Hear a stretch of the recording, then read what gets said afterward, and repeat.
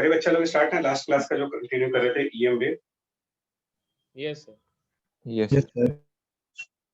तो उसी को कंटिन्यू करके ना आज का टॉपिक भी है, और दो क्वेश्चंस मेरे पास डाउट के फॉर्म में आए हैं 2019 मेंस वाले, तो वो क्लास के एंड पे डिस्कस करेंगे।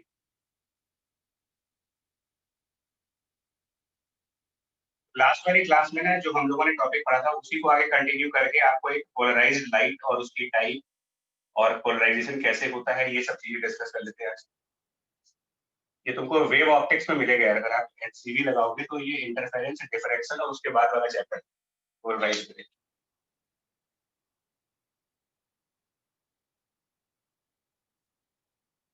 लास्ट क्लास में डिस्कस तो किया था हम लोगों ने कि पोलराइज्ड लाइट किसको बोलते हैं भाई, अगर आप थोड़ा सा रिकॉल करो। लाइट पोलराइजेशन की जो लाइट होती है पोलराइज्ड लाइट, तो ये हम लोगों ने ये कहा था कि एग्जाम्पल के फॉर्म में अगर हम ये मान लें कि हमारी कोई इलेक्ट्रोमैग्नेटिक वेव एक्स डायरेक्शन में चल रही हो, एक्स एक्सिस का अगर आप वेव की ट्रेवलिंग मान लें कि wave travelling towards x axis, और उसमें ये कहा है कि जो इलेक्ट्रिक फील्ड वेक्टर है, बिकॉज इलेक्ट्रोमैग्नेटिक वेव है तो जो इलेक्ट्रिक फील्ड है वो एक पर्टिकुलर लाइन के अलाउंग हर समय ऑसिलेट कर रहा हो। दैट मींस कि अगर हम मान लें कि electric field is oscillating on the Y axis, तो अगर इलेक्ट्रिक फील्ड वाई एक्सिस के अलाउंग ऑसिलेट कर रहा है और हर एक टाइम पर, हर एक पोजीशन पर वो वाई एक्सिस पे ही ऑसिलेट करे, अगर every time every place it is oscillating along the electric field, oscillating along the Y direction,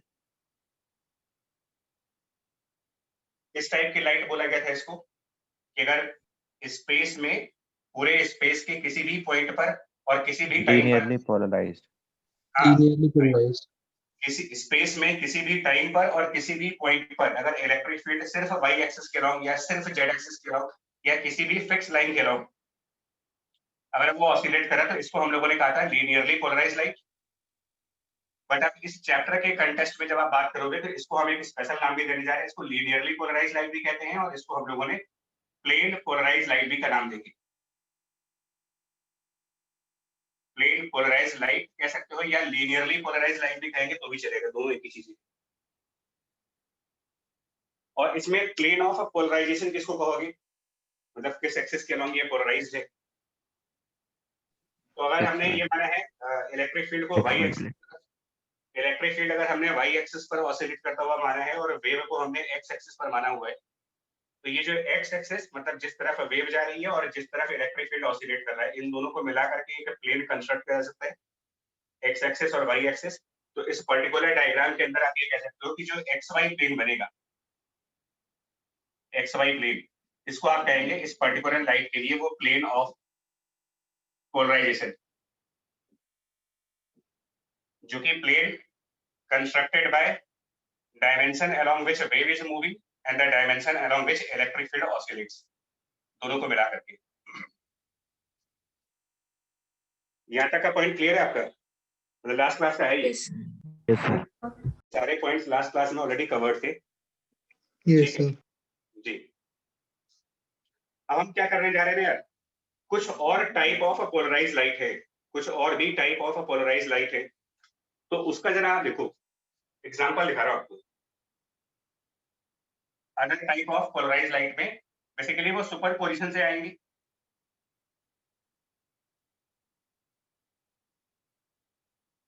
इसको मैं पीपीएल करूंगा, पीपीएल का मतलब ये हुआ सुपर पोजिशन ऑफ पीपीएल, इसका मतलब क्या हुआ, superposition of plane polarised light. मतलब दो वेव हम कंसिडर करने जा रहे हैं जो इंडिविजुअली प्लेन पोलराइज्ड है, इंडिविजुअली। जैसे कि एक वेव को अगर आप E1 से डिनोट कर दें इलेक्ट्रिक फील्ड के फॉर्म में, और उसको हम ऐसे लिख दें E0। पहले यार एक बार क्लियर करो, आप प्लेन पोलराइज्ड लाइट समझ रहे हो कि नहीं समझ रहे हो इसमें, क्योंकि डाउट फंस जाएगा मामला है। Yes sir. यस बिल्कुल क्लियर है ना प्लेन पोलराइज्ड, बिकॉज जो 2019 में मेंस के क्वेश्चन है ना उनमें भी ये लाइन लिखी हुई है,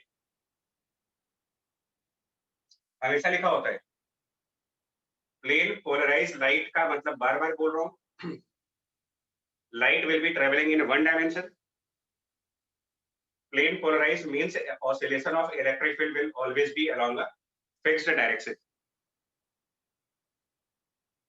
तो हम दो ऐसी वेव कंसिडर करने जा रहे हैं. फर्स्ट वेव हम यहाँ पर ले रहे हैं E naught, let's say cos of kx minus omega t j cap, और एक दूसरी वेव हम ले रहे हैं, वो लिख रहे हैं E2 E not cos of kx minus omega T, and कुछ फेज डिफरेंस भी है इनमें, कुछ फेज डिफरेंस भी है प्लस फाई का, एंड ये के कैट. अगर आपने वाकई में डेफिनेशन समझी है तो मुझे ये बताओ कि E1 का प्लेन ऑफ पोलराइजेशन क्या है? फर्स्ट वाले वेव का प्लेन ऑफ पोलराइजेशन बताएं. y axis XY. XY. XY.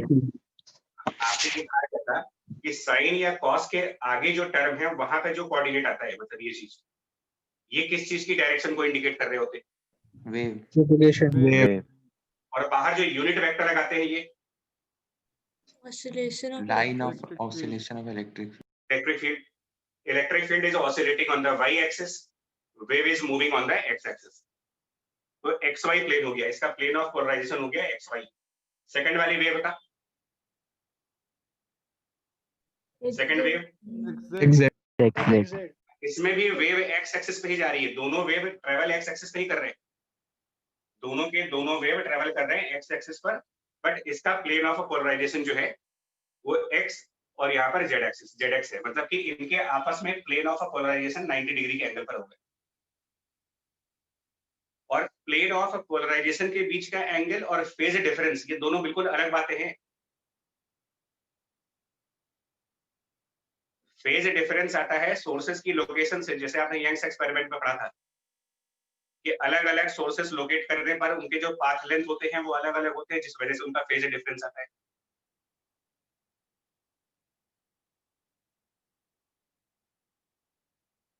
Right? Yes, sir. Yes, sir. अब इनका कॉम्बिनेशन क्या बनेगा यार? E1 प्लस E2 सुपरपोजिशन के हिसाब से जो रिजल्टेंट वेव आएगी वो क्या होगी? क्या वो प्लेन पोलराइज होगी? मतलब क्वेश्चन ऐसे आएगा, superposition of two plane polarised waves with plane of polarizations perpendicular to each other, will it be a plane polarized light?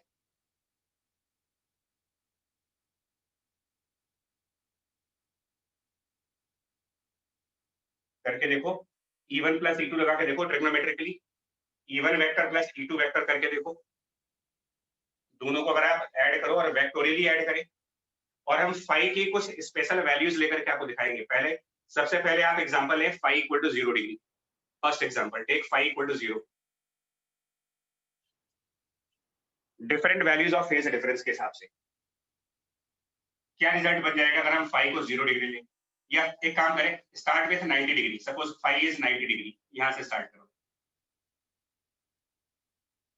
चलो बताओ, हमने दो अलग अलग इलेक्ट्रोमैग्नेटिक वेव कंसीडर की हैं जिनका सेम एम्पलीट्यूड है, travelling in the same directions है, सेम फ्रीक्वेंसीज है, बट एक वेव का इलेक्ट्रिक फील्ड वाई एक्सिस पर ऑसिलेट कर रहा है, दूसरी वेव का इलेक्ट्रिक फील्ड जेड एक्सिस पर ऑसिलेट कर रहा है. फाई को हम पहला एग्जांपल में पाई बाई 2 मान लेते हैं. चेक करके बताओ, अगर E1 प्लस E2 करेंगे तो क्या बनेगा हमारे पास? Root of E1 square plus E2 square. नहीं, इसके हिसाब से बच्चा, ये जो इक्वेशन लिखी गई है ना, ये जे कैप और के कैप के हिसाब से, इसके हिसाब से क्या आंसर बनेगा अगर आप E1 प्लस E2 करते हो तो?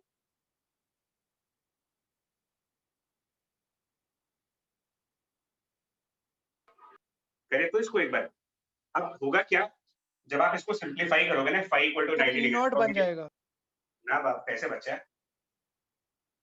आप देखना, अगर दिख रहा हो तो, ना दिखे तो बता देना यार. इस थोड़ा सा जो रिजल्टेंट आएगा E1 प्लस E2, उसको आप ऐसे लिखेंगे यार, वेक्टर्स हैं E not cos kx minus omega T एक टर्म, साथ में j कैप, प्लस एक और टर्म, अगर फाई को पाई बाई 2 ले रहे हो, minus E naught sine of kx minus omega T और k कैप. सही लिखा गया था? बोले यस सर. Yes, sir. दिख रहा है ना पूरा यार? कोई ऐसी हाइट तो नहीं होगी. देख रहे अभी इसको ना एनालाइज करना होगा। देखो अब इसको एनालाइज कैसे करेंगे, एक बार ध्यान से सुनो। एक्चुअली इस पूरे फंक्शन का मेन रिजल्ट डिपेंड करेगा what is the value of x and what is the value of t, क्योंकि आप ऐसे नहीं ऐड कर पाओगे, दो वेक्टर ऐड कर रहे हो। ये एडिंग टू वेक्टर्स है, जिसमें से एक वेक्टर उसमें kx माइनस ओमेगा टी, दूसरे वेक्टर में भी kx माइनस ओमेगा टी आ रहा है। तो इसको समझने के लिए काम करो, मैं x की कोई एक स्पेसिफिक वैल्यू चूज करता हूं, मतलब कि हम मीडियम के किसी पर्टिकुलर पॉइंट पर एनालाइज करने जा रहे हैं, किसी स्पेसिफिक लोकेशन पर एनालाइज करने जा रहे हो किसी।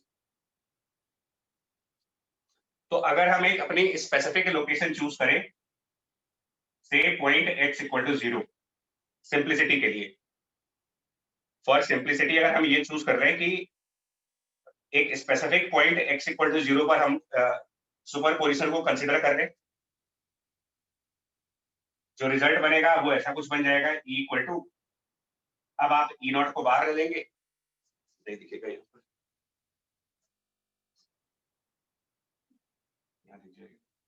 E equal to E naught, और अब आपके पास आंसर आ जाएगा। अगर x इक्वल टू 0 ले लेते हैं तो अब आपके पास आंसर बन जाएगा यहाँ पर cos omega T J cap and minus sine omega, minus नहीं प्लस हो जाएगा वहां पर, साइन ऑफ ओमेगा टी के कैप। ठीक है, Yes, बोलते sir. जाना Yes, चाहिए। sir. Yes, sir. अब Yes, इसको sir. जरा एनालाइज करो, इसको एनालाइज करो।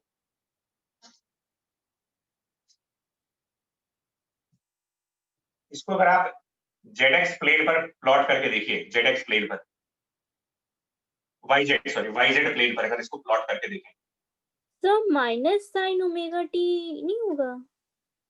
है जी? सर माइनस होना चाहिए, प्लस है। नहीं, x को 0 करेंगे तो साइन माइनस ओमेगा टी बचा ना। ओ अच्छा अच्छा, ओके सर, ओके। हाँ, तो अगर आप इसको ना वाईजेड प्लेन पर कंसीडर करते हो और इधर की तरफ आप x एक्सिस मान ले, फॉरवर्ड साइड पर हमारा x एक्सिस है, ये लाइन हमारे लिए y एक्सिस है और ये लाइन हमारे लिए z एक्सिस है। तो जरा बताएंगे टाइम 0 पर क्या आंसर आएगा, टाइम t इक्वल टू 0 पर बताओ। Sir, E naught J cap. J cap. Time t equal to 0 पर electric field is along the y direction. फिर हम omega t equal to 90 degree लेते हैं, omega t equal to pi by 2, Sir, K cap में आ K जाएगा. cap. यानी कि electric field is now on the z axis. Omega t equal to 180 degree pi, omega t pi के बराबर लेते हैं, Sir, minus J cap. Minus. Minus j का electric field along negative y direction, ऐसे ही electric field will be along negative z direction. और अगर और भी मूवमेंट्स कंसीडर करोगे आप, तो इसका मतलब इलेक्ट्रिक फील्ड की डायरेक्शन कंटिन्यूअसली चेंज हो रही है यहाँ पर। लेकिन The क्या plane उसका polarized right नहीं रहेगी sir. क्या उसका मैग्नीट्यूड भी चेंज हो रहा है? No, sir. Sir. No, sir. यानी कंक्लूजन क्या आ रहा है कि at this special point, at this specific point which is x equal to 0, at this particular point the electric field vector has a constant magnitude of E naught, has a constant magnitude of E naught, but that vector is rotating, is changing with the time. The direction of vector changes with the time. Magnitude of the vector will remain constant E naught, but the direction of vector will be sometimes along the y-axis, sometimes along the positive z-axis, sometimes on the negative y-axis, negative z-axis. In between depend करता है कि आप time की कौन सी value choose कर रहे हो। वहां पर टाइम 0 पर ये कहाँ मिला था मुझे, टाइम 0 पर Sir, J cap में. Positive y axis. अगर मैं x एक्सिस के पॉजिटिव साइड से खड़ा होकर के देखूं, तो ये वेक्टर क्लॉकवाइज घूमता हुआ दिखाई पड़ेगा या एंटी क्लॉकवाइज घूमता हुआ दिखाई पड़ेगा? पहले ये Clockwise. Clockwise. हाँ, मतलब कि इस इलेक्ट्रिक फील्ड का जो टिप है, इलेक्ट्रिक फील्ड का टिप वेक्टर, वो एक सर्कुलर मोशन पे है एंड मूविंग क्लॉकवाइज। और ऐसी वेव को हम एक नाम देते हैं, इस टाइप की वेव को, इसको आप नाम दोगे राइट इसका नाम ही ऐसा है, राइट सर्कुलरली पोलराइज्ड वेव। इसके ऊपर ऑब्जेक्टिव आते हैं। पहला वाला प्लेन पोलराइज था। अब ये जो आंसर बनेगा, इस टाइप की जो वेव बनेगी, इसको हम नाम देंगे राइट सर्कुलरली पोलराइज्ड। ये जो राइट वर्ड है, this is for clockwise. Right word मतलब क्लॉकवाइज के लिए, सर्कुलरली का मतलब electric field vector is moving on a circle and polarised.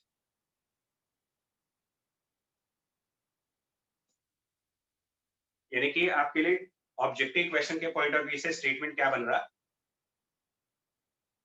Superposition of two plane polarised waves having plane of polarizations perpendicular to each other and also a phase difference of 90 degree will give right circularly polarized। ये objective में options आएंगे। What will be superposition of two plane polarized waves with a phase difference of 90 degree? Option 1 right circularly polarized, option B left circularly polarized, option C elliptically polarized, option D linearly polarized. इस तरीके के options आते हैं। तो definition पता होना चाहिए आपको। मतलब कि लीनियरली पोलराइज्ड या प्लेन पोलराइज्ड के अलावा जितने भी और टाइप ऑफ पोलराइज्ड वेव है, वो बेसिकली रिजल्ट्स है superposition of two polarised wave के। प्लेन पोलराइज्ड वेव के सुपरपोजिशन से बाकी सब type of polarised wave define किए गए।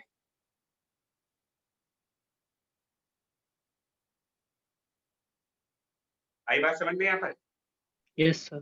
Yes, sir. Yes, sir. Right. अच्छा, phi equal to minus pi by two लेते हैं। अगर phi equal to minus pi by two, यहाँ पर माइनस पाई बाई टू रखते हैं। अगर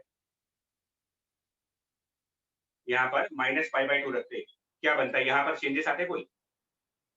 प्लस साइन फिर नोट के आगे प्लस हो जाता है। प्लस हो जाता यहाँ Yes, प्लस sir. होता, मतलब यानी कि इसे साइन फंक्शन के आगे प्लस होता। तो फिर टाइम जीरो के बाद ये वेक्टर कहाँ जाता? पॉजिटिव जेड एक्सिस की तरफ या नेगेटिव जेड एक्सिस की तरफ? मतलब ये वेक्टर क्लॉकवाइज घूमता है या एंटी क्लॉकवाइज घूमता? Anti clockwise. Anti clock. Anti clockwise. तो उसको आप कहेंगे लेफ्ट सर्कुलरली पोलराइज्ड। अगर फाई को माइनस पाई बाई टू लेंगे तो यही कह जाएगा आपके लिए left circularly polarised wave.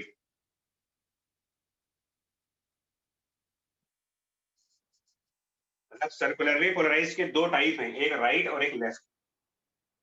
Right polarised का मतलब ये हुआ कि अगर आप पॉजिटिव डायरेक्शन ऑफ वेव से देखें, मतलब जिस तरफ वेव ट्रेवल कर रही है उस साइड से देखें, जिस डायरेक्शन में वेव मूव कर रही है ना, उस डायरेक्शन में खड़े हो जाएं।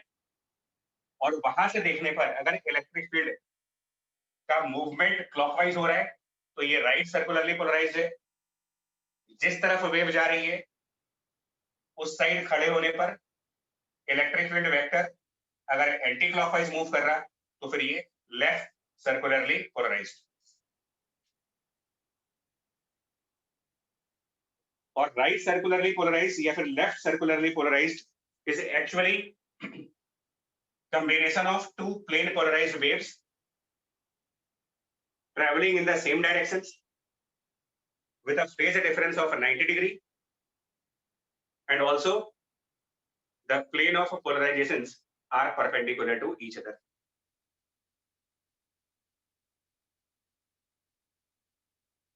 यहाँ तक बात समझ में आ गई पूरी definition? Yes, sir. Yes sir. Right. अब अगर मैंने सारी कंडीशंस ऐसी रखूं, मैं जितनी भी कंडीशंस अभी लगाई हैं वो सब एज इट इज रखूं, और सिर्फ एक चेंज आप ये करो कि इलेक्ट्रिक फील्ड के मैग्नीट्यूड्स को डिफर कर दो, रेस्ट ऑल सेम है। मतलब ये हमारा एक्स, हाँ ये एक्स वाई प्लेन का पोलराइजेशन है, ये जेड एक्स प्लेन का पोलराइजेशन है, फेज डिफरेंस भी 90 डिग्री है, लेकिन जिन दो का सुपरपोजिशन कर रहे हैं उनके एम्पलीट्यूड्स डिफरेंट है। यहाँ पर E0 1 है और यहाँ पर E0 2 है। अब क्या बनता है ये? Sir right elliptical polarised light. बिल्कुल, तो अब आप यहाँ पर सर्कुलर वर्ड यूज नहीं करते, उसकी जगह पर यूज कर रहे होते इलेक्ट्रिकली पोलराइज्ड वेव। लिख के आ गया। Elliptically polarised wave.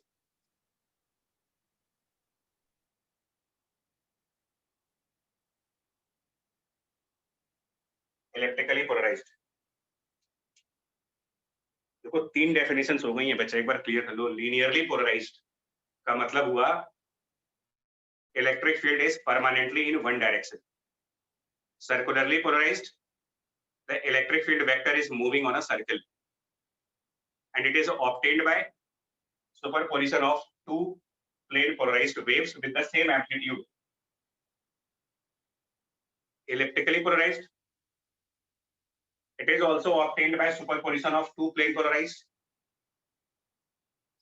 but different amplitude, same frequency, 90-degree phase difference, and plane of polarizations must be 90 degree perpendicular to each other.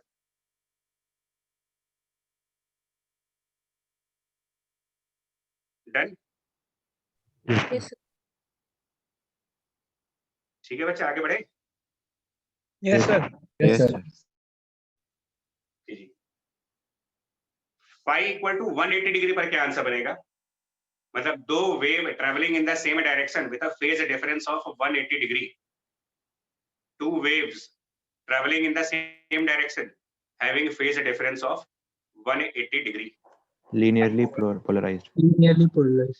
कौन सी लाइन के? अगर फाई को 180 डिग्री चूज कर ले, फाई 180 डिग्री, यहाँ पर 180 पुट करो, फाई की वैल्यू 180 डिग्री रखें और मैं आपसे कह रहा हूँ जैसे ही आप फाई 180 डिग्री रखोगे और थोड़ी सी मैथ आती होगी तो ये आंसर कुछ ऐसा बनेगा आपका। E not cos kx minus omega T बनेगा और बाहर एक टर्म आ जाएगा j cap minus k cap, अगर मैं सही लिख रहा हूँ तो। Yes sir. Yes, Yes, sir. ये आएगा ना। अब ये प्लेन पोलराइज्ड है, सर्कुलरली पोलराइज्ड है, इलिप्टिकली पोलराइज्ड है, लीनियरली पोलराइज्ड है, क्या बोले इसको?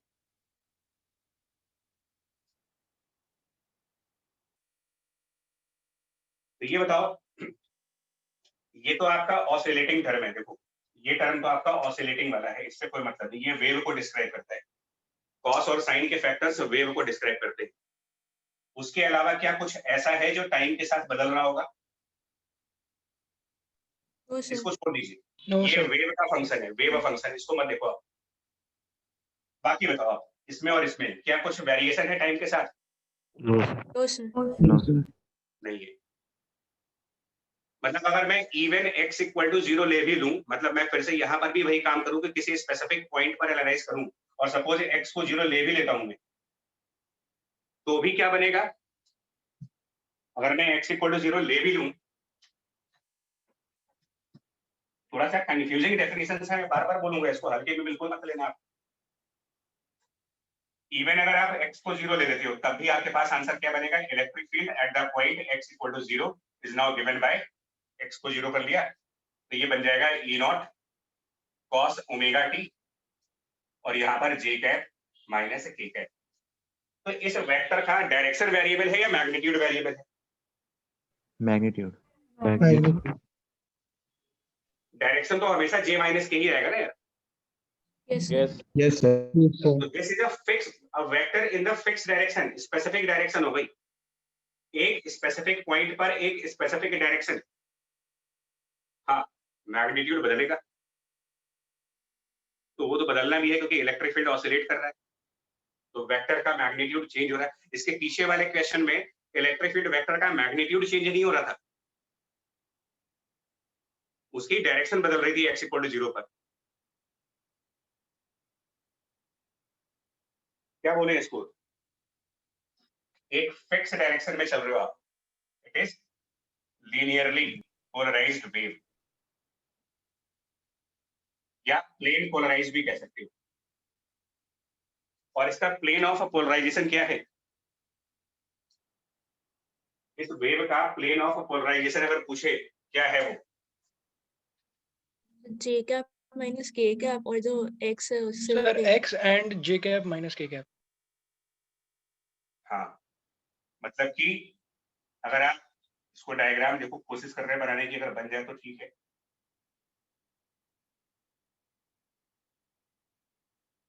मतलब ये वाई एक्सिस डिनोट कर दें, ये जेड एक्सिस डिनोट कर दें, और इधर की तरफ आप अपना अगर एक्स एक्सिस लें, तो आपको एक प्लेन बनाना पड़ेगा जिसमें जे माइनस के, ये डायरेक्शन कहाँ मिलेगी यार, जे माइनस के वाली, तो जे माइनस के वेक्टर अगर आप देखोगे तो ये वाईजेड प्लेन पर होगा।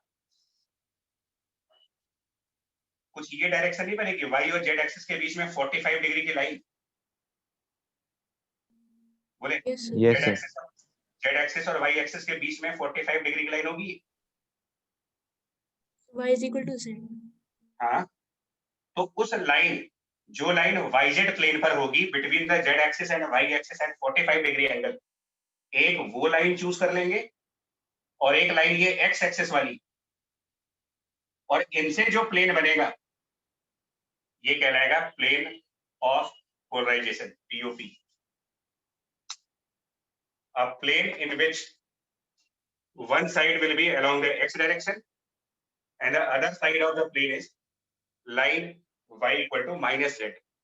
y equal to z नहीं होगा, y equal to minus z होगा, क्योंकि यहाँ पर j cap minus k cap है, मतलब yz प्लेन के सेकंड या फोर्थ क्वाड्रेंट्स में होंगे।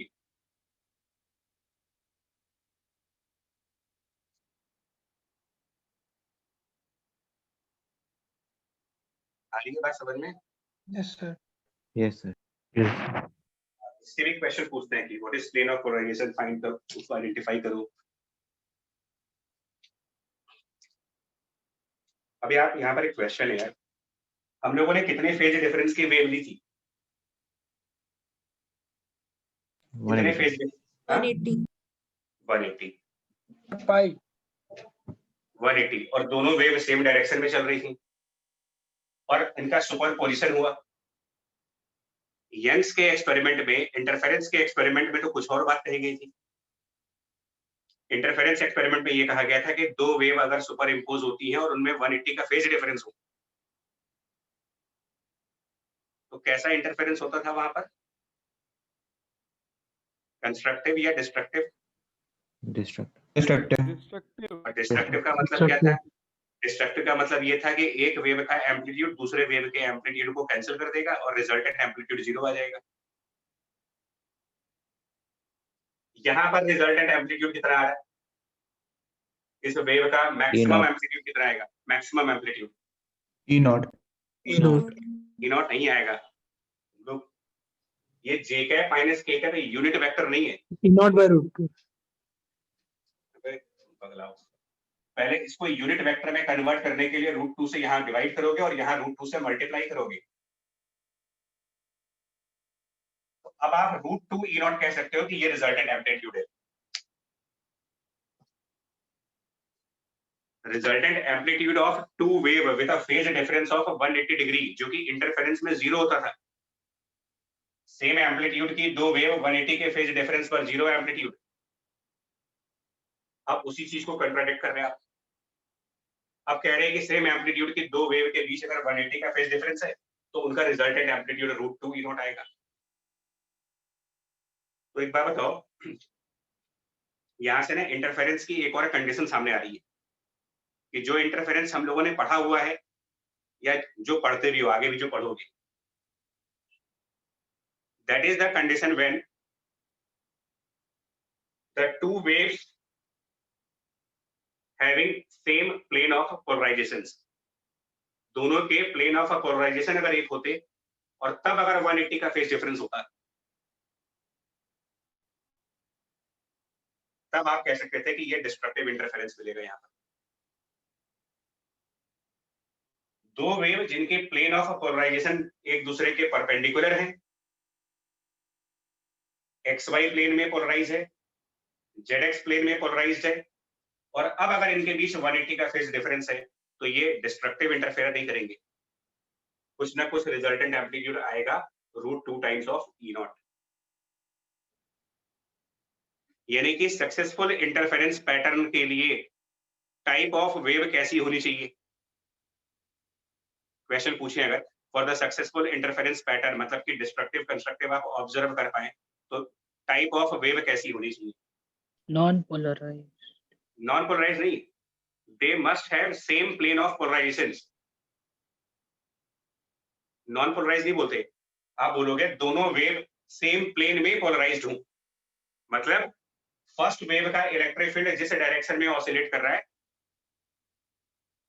सेकंड का भी इलेक्ट्रिक फील्ड उसी लाइन पर ऑसिलेट करे।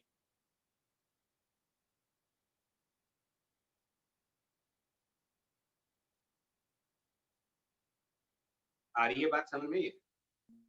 Yes, sir. Yes, sir. Yes. Interference और पोलराइजेशन में डिफरेंस समझ लेना, बहुत कंफ्यूजिंग है ये। सुपरपोजिशन आप इंटरफेरेंस में भी पढ़ते हो और सुपरपोजिशन आप पोलराइजेशन में भी पढ़ रहे हो, बट इंटरफेरेंस में जिन वेव का सुपरपोजिशन हम करते थे वो सेम डायरेक्शन में भी ट्रेवल होते थे और उनके इलेक्ट्रिक फील्ड ऑसिलेशंस भी सेम लाइन पर थे, खाली उनमें फेज डिफरेंस हुआ करता था। अब वेव ट्रेवल तो सेम डायरेक्शन में ही कर रही है, फेज डिफरेंस के अलावा इनमें एक और डिफरेंस है, वो है ऑसिलेशन ऑफ इलेक्ट्रिक फील्ड की डायरेक्शंस का। ये भी एक डिफरेंस है, दो डिफरेंसेस हैं यहाँ पर, जिस वजह से 180 के फेज डिफरेंस के बावजूद भी यहाँ पर डिस्ट्रक्टिव इंटरफेरेंस नहीं मिलेगा।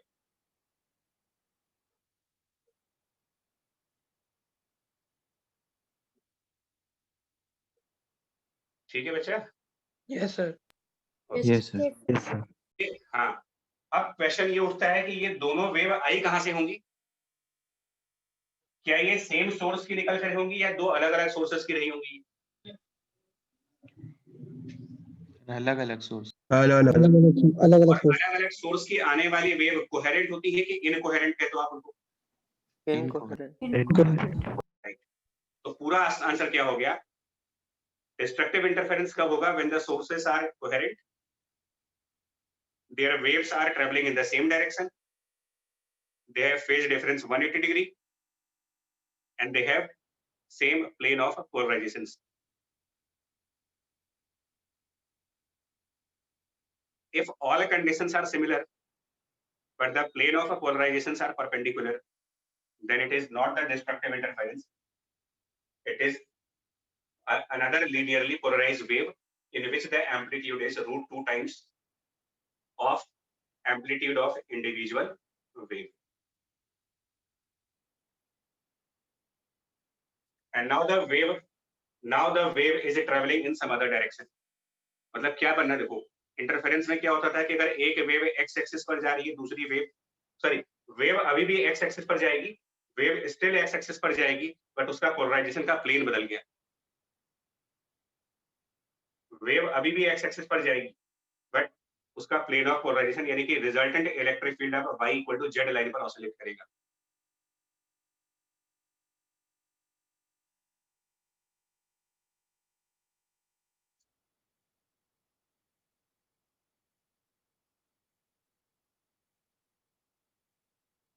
ठीक है, बोले भाई? Yes, sir. Yes, sir. Yes.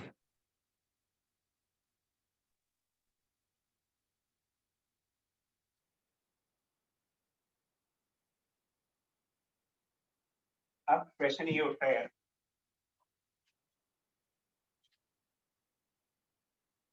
जो लाइट होती है वो नॉर्मली एमिट कहां से होती है ना? तो लाइट ज्यादातर केसेस में ये एमिट की जाती है, एमिटेड बाय द एटम्स। अब एक एटम होगा या कई सारे एटम्स होंगे? मतलब जो भी सोर्स ऑफ लाइट है, कोई भी इस नेचर में जो भी हमारे सोर्स ऑफ लाइट है वो मोस्टली एटम के थ्रू आते हैं, एटॉमिक डी एक्साइटेशंस होती है। तो सिंगल एटम से लाइट निकलती है या ग्रुप ऑफ एटम्स होंगे? Group of it. कोई भी मटेरियल चूज करोगे तो इकलौता एटम तो किसी भी सब्सटेंस में नहीं होगा। हाँ, तो एमिटेड बाय एटम्स, कई सारे एटम्स होंगे और हर atom individually plane polarised light ही देगा। हर atom individually plane polarised light देगा, लेकिन एक एटम से दूसरे एटम पर जाने पर प्लेन पोलराइज्ड वेव अलग अलग प्लेन्स में होंगी। मतलब हो सकता है किसी मटेरियल का एक एटम जो लाइट एमिट करे वो एक्स एक्सिस पर ट्रेवल करे और इलेक्ट्रिक फील्ड वाई एक्सिस पर ऑसिलेट करे। कौन सा प्लेन ऑफ पोलराइजेशन हुआ इसका? XY. XY. Sir. उसी सेम मटेरियल का दूसरा एटम, सेम मटेरियल का एक और एटम, वो भी वेव को एक्स एक्सिस पर ही एमिट कर रहा है, उसकी भी लाइट एक्स एक्सिस पर जा रही है, लेकिन उसका इलेक्ट्रिक फील्ड जेड एक्सिस पर ऑसिलेट कर रहा है, क्योंकि ये दोनों एटम एक दूसरे से डिफरेंट है। तो ये एक इंडिपेंडेंट वेव एमिट करेगा, ये दूसरी इंडिपेंडेंट वेव एमिट करेगा, आपस में कोई रिलेशन है नहीं का। तो इसका प्लेन ऑफ पोलराइजेशन क्या बन जाएगा? XZ. ZX. ऐसे ही कोई तीसरा एटम लेंगे तो उसका कुछ अलग प्लेन ऑफ पोलराइजेशन बनेगा। यानी कहने का मतलब ये है कि किसी भी मटेरियल से जो वेव निकलेगी, क्या वो कभी भी पोलराइज्ड वेव हो सकती है, प्लेन पोलराइज्ड? क्योंकि मटेरियल से जो लाइट निकलती है वो ग्रुप ऑफ एटम्स के थ्रू आएगी, कई सारे एटम्स को मिला करके लाइट आएगी। तो इनकी जो कंबाइंड लाइट होगी, मतलब जितने भी एटम्स आप देख रहे हो, इन सारे एटम्स की लाइट को क्लब करके अगर एक साथ देखा जाए, light from one atom, light from second atom, light from third atom, fourth, fifth, sixth and so on, और इन सारी लाइट को मर्ज करके अगर आप इकट्ठा देखो तो क्या लाइट बनेगी? वो क्या वो पोलराइज्ड लाइट होगी, plane polarised? No, sir. No, sir. नहीं हो पाएगी। तो इसका मतलब नेचुरल वे में, नेचर में जितने भी सोर्स ऑफ लाइट है, किसी की भी लाइट प्लेन पोलराइज्ड है ही नहीं। चाहे वो सनलाइट आ रही हो, चाहे वो आपके बल्ब की लाइट आ रही हो, कैंडल की लाइट हो, जितनी भी लाइट सोर्सेस है, कोई भी लाइट प्लेन पोलराइज्ड है ही नहीं।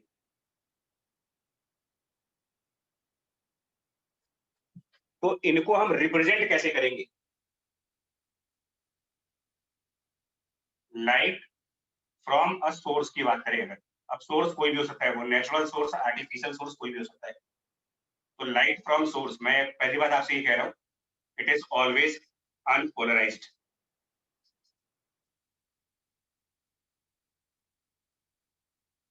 कभी भी पोलराइज नहीं होगा ये किसी भी तरीके का।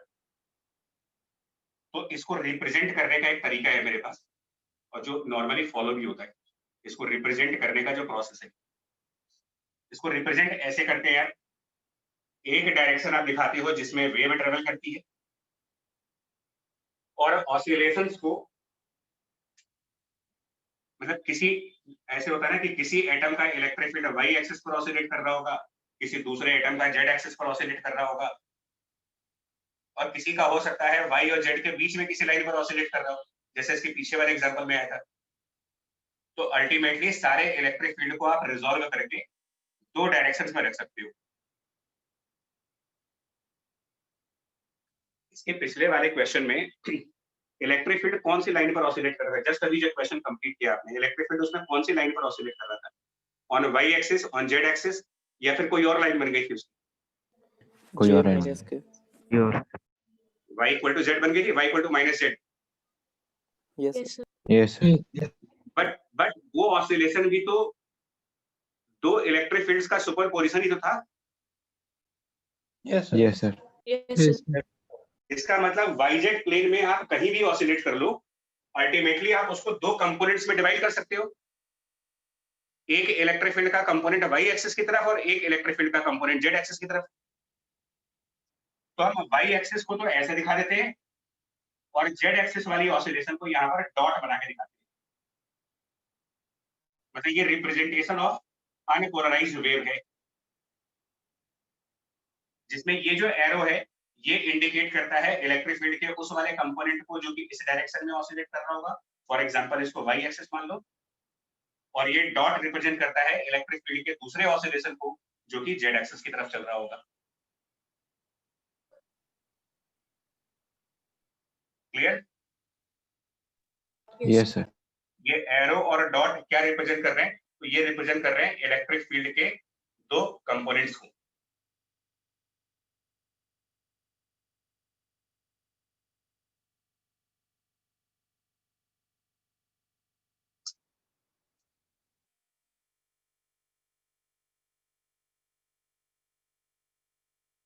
और इवन नेचर में ना एक स्पेसिफिक एटम की लाइट भी पोलराइज नहीं होती।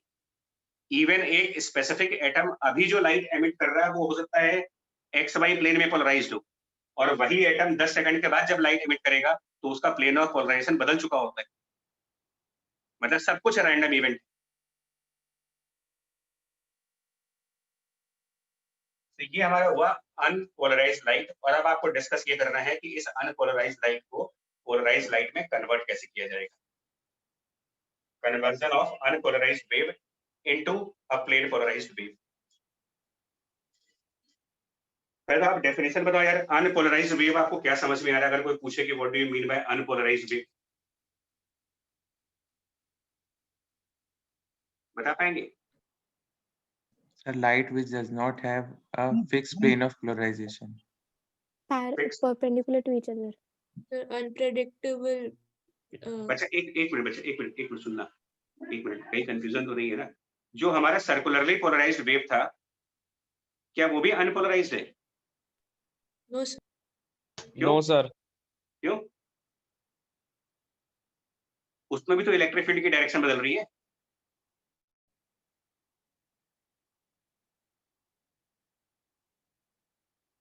Sir, but उसमें डिफाइंड है कि इलेक्ट्रिक फील्ड का ऑसिलेशन का लोकस। सर एक पर्टिकुलर टाइम में उसका एक पर्टिकुलर डायरेक्शन होगा। बच्चा वो तो यहाँ भी होगा। एक स्पेसिफिक मोमेंट पर तो इलेक्ट्रिक फील्ड एक ही डायरेक्शन में होगी। एक मोमेंट पर, एक प्लेस पर इलेक्ट्रिक फील्ड दो डायरेक्शंस में कैसे हो सकती है? देखो समझो, जो हमारा सर्कुलरली पोलराइज्ड वेव पढ़ा था आपने, उसमें जिन दो वेव को ऐड किया था आपने, वो कैसी थी? Plane polarised. दो प्लेन पोलराइज्ड वेव को ऐड करके सर्कुलरली पोलराइज्ड आया ना मेरा। मतलब उसमें जो इंडिविजुअल वेव E1 और E2 थी, वो तो हमेशा ही पोलराइज्ड है ना, कि वो भी बदल रहे हैं आपके? Permanently polarised. अब यहाँ पर मैं आपसे कह रहा हूं, दो एटम का सुपरपोजिशन आप ले रहे हो, जिसमें एटम 1 खुद ही अपनी पोलराइजेशन को सस्टेन नहीं कर रहा। पहला एटम किसी टाइम पर इलेक्ट्रिक फील्ड वाई एक्सिस पर प्रोड्यूस कर रहा है और यही एटम कुछ देर के बाद इलेक्ट्रिक फील्ड जेड एक्सिस पर दे रहा है। यही एटम कुछ देर के बाद इलेक्ट्रिक फील्ड किसी और लाइन पर ले रहा है। मतलब हमारे जो इंडिविजुअल सोर्सेस हैं, उनकी ही लाइट का प्लेन ऑफ पोलराइजेशन चेंज हो रहा है, इसका भी प्लेन ऑफ पोलराइजेशन चेंज हो रहा है। डिफरेंस समझ में आया आपको? Yes, sir. हाँ हाँ। Yes, sir. वहां जिन दो सोर्सेस को आपने ऐड किया था, इंडिविजुअली वो सोर्सेस प्लेन पोलराइज थी। यहाँ पर इंडिविजुअल सोर्सेस ही पोलराइज नहीं रह पा रहे।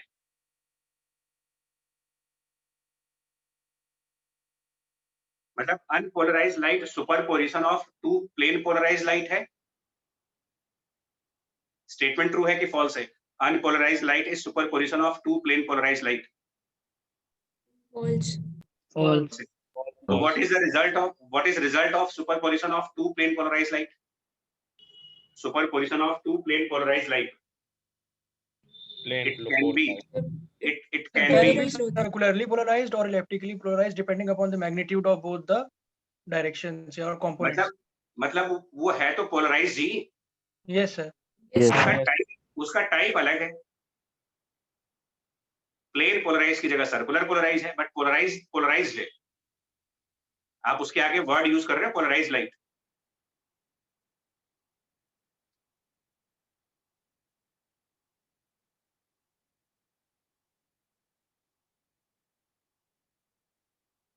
मेरे लगे बात अच्छा है।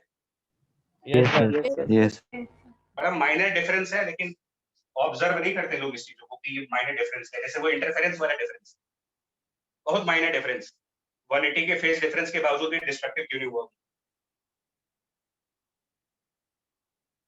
सर ऐसे अनपोलराइज्ड लाइट्स कभी इंटरफेयर कर ही नहीं सकते। हाँ तो नहीं करेंगे, तभी तो इनको पोलराइज किया जाता है पहले। नहीं तो सर सनलाइट का एक्सपेरिमेंट किया था यंग्स ने सर, उसमें तो हुआ था इंटरफेयर। सनलाइट कभी नहीं किया है, वो पहले पोलराइज किया तो जाता सबसे पहले तो सनलाइट का किया था ना। उन्होंने एक मोनोक्रोमेटिक, सनलाइट का तो ले ही नहीं सकते, वो तो वैसे भी वो है, मतलब डाइक्रोमेटिक मल्टीक्रोमेटिक है वो। लेजर बीम यूज करेंगे उसमें, वैसे भी सिंगल लाइट हुई। और फिर देखो, जो एक्सपेरिमेंट था वो फाइनल एक्सपेरिमेंट नहीं था। आप ये कह सकते हो कि सनलाइट के थ्रू उनको पहला एविडेंस मिला इंटरफेरेंस का। उनको एक आइडिया मिला कि इंटरफेरेंस नाम की कोई चीज होती है, वो एक्सपेरिमेंट नहीं था उनका।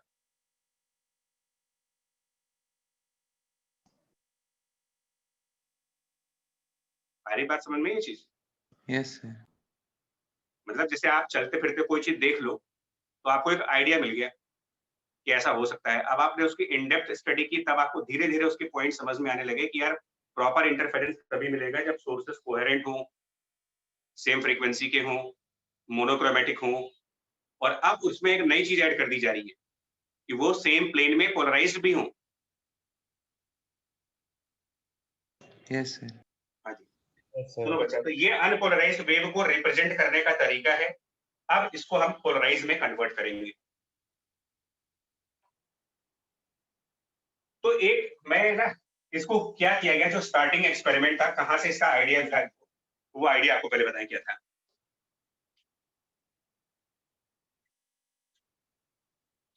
जैसे यार आपके घरों में जैसे विंडोज होती है ना, तो उसमें ग्रिड बनी होती है। जैसे कई बार जो पुरानी विंडोज होती हैं, आज की अगर आप गांव साइड में जाओ तो विंडो होती है, उसमें आयरन की रॉड लगाई जाती है। अभी तो बड़ी स्टाइलिश विंडोज आने लगी हैं, बट पहले की जो विंडोज होती थी,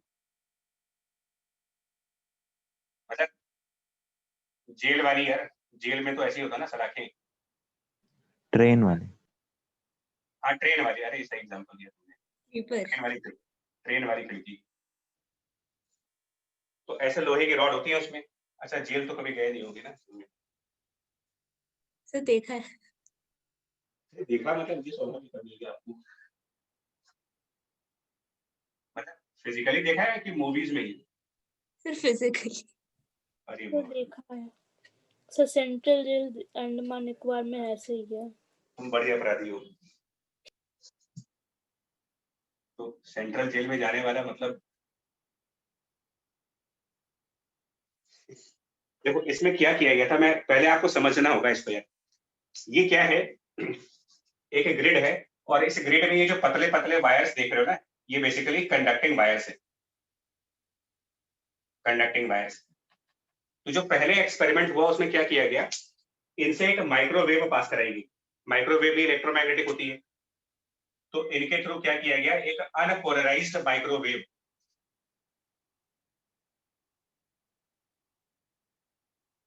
और अनपोलराइज है तो इसको रिप्रेजेंट कैसे करेंगे, इसी तरीके से, मतलब इसमें आप एरोज भी दिखाओगे और ये भी दिखाओगे। अच्छा, हमने तो डायग्राम में ना काफी ये रखा हुआ है, बट ये आयरन की रॉड्स काफी क्लोज है, गैप है बट काफी क्लोज है।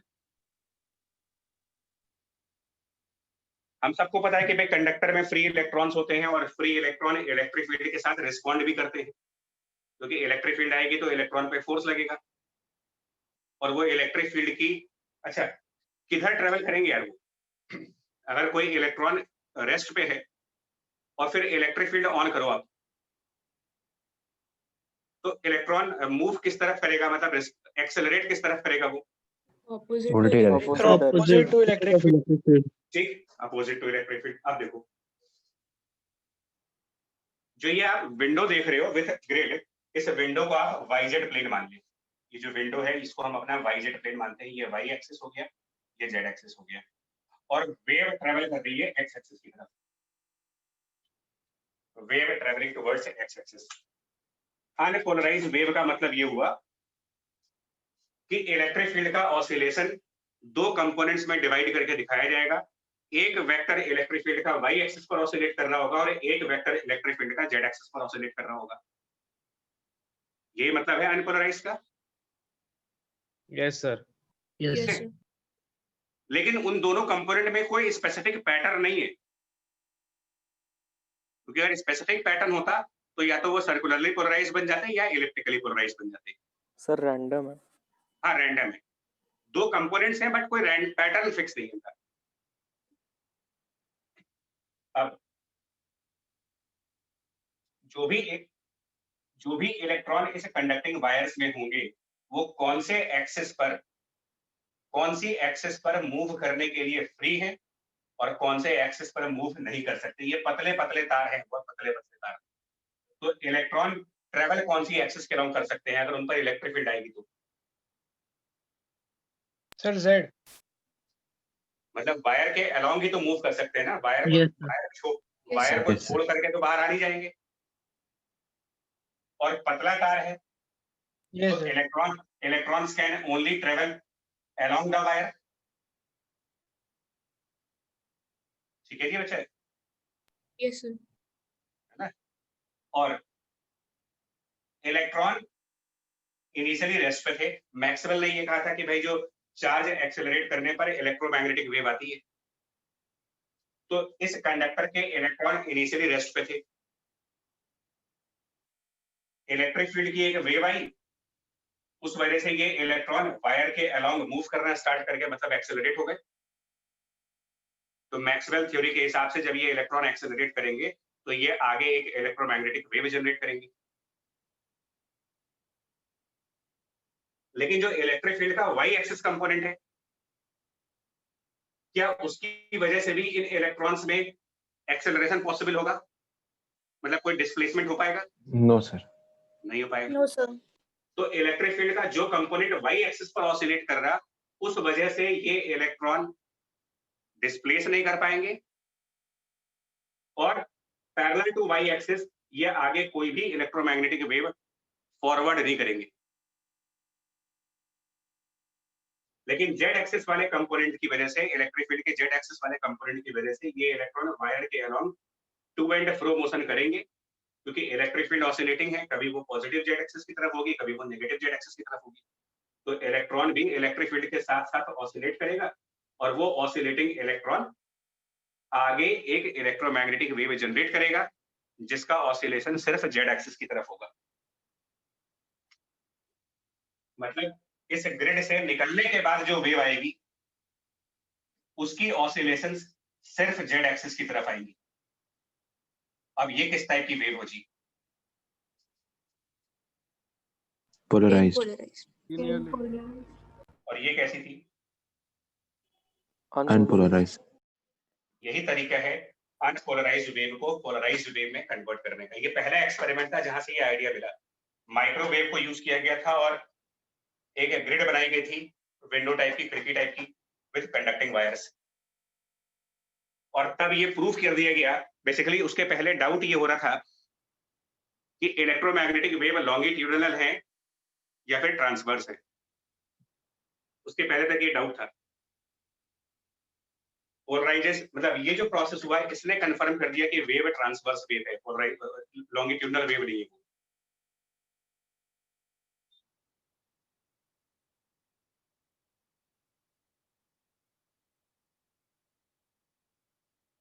एक्सपेरिमेंट क्लियर हुआ आपको विद रीजनिंग कि ऐसा क्यों हो रहा है यहाँ पर? Yes, sir. Yes. Yes. Yes, sir. अब इसमें एक और चीज आएगी। Sir magnetic field Y direction में। नहीं वो तो, हाँ वो तो देखो मैग्नेटिक फील्ड तो रहना ही है, कपल्ड है वो। ई के साथ बी को तो आना ही है, तो मैरिज हुई है दोनों की, तो वो साथ साथ तो चलना ही है, उनको मजबूरी है। बट हम लोग सिर्फ ई को दिखाते हैं, कन्वेंशनली ई को दिखाते हैं। ये मान लिया जाता है कि बी तो होगा ही।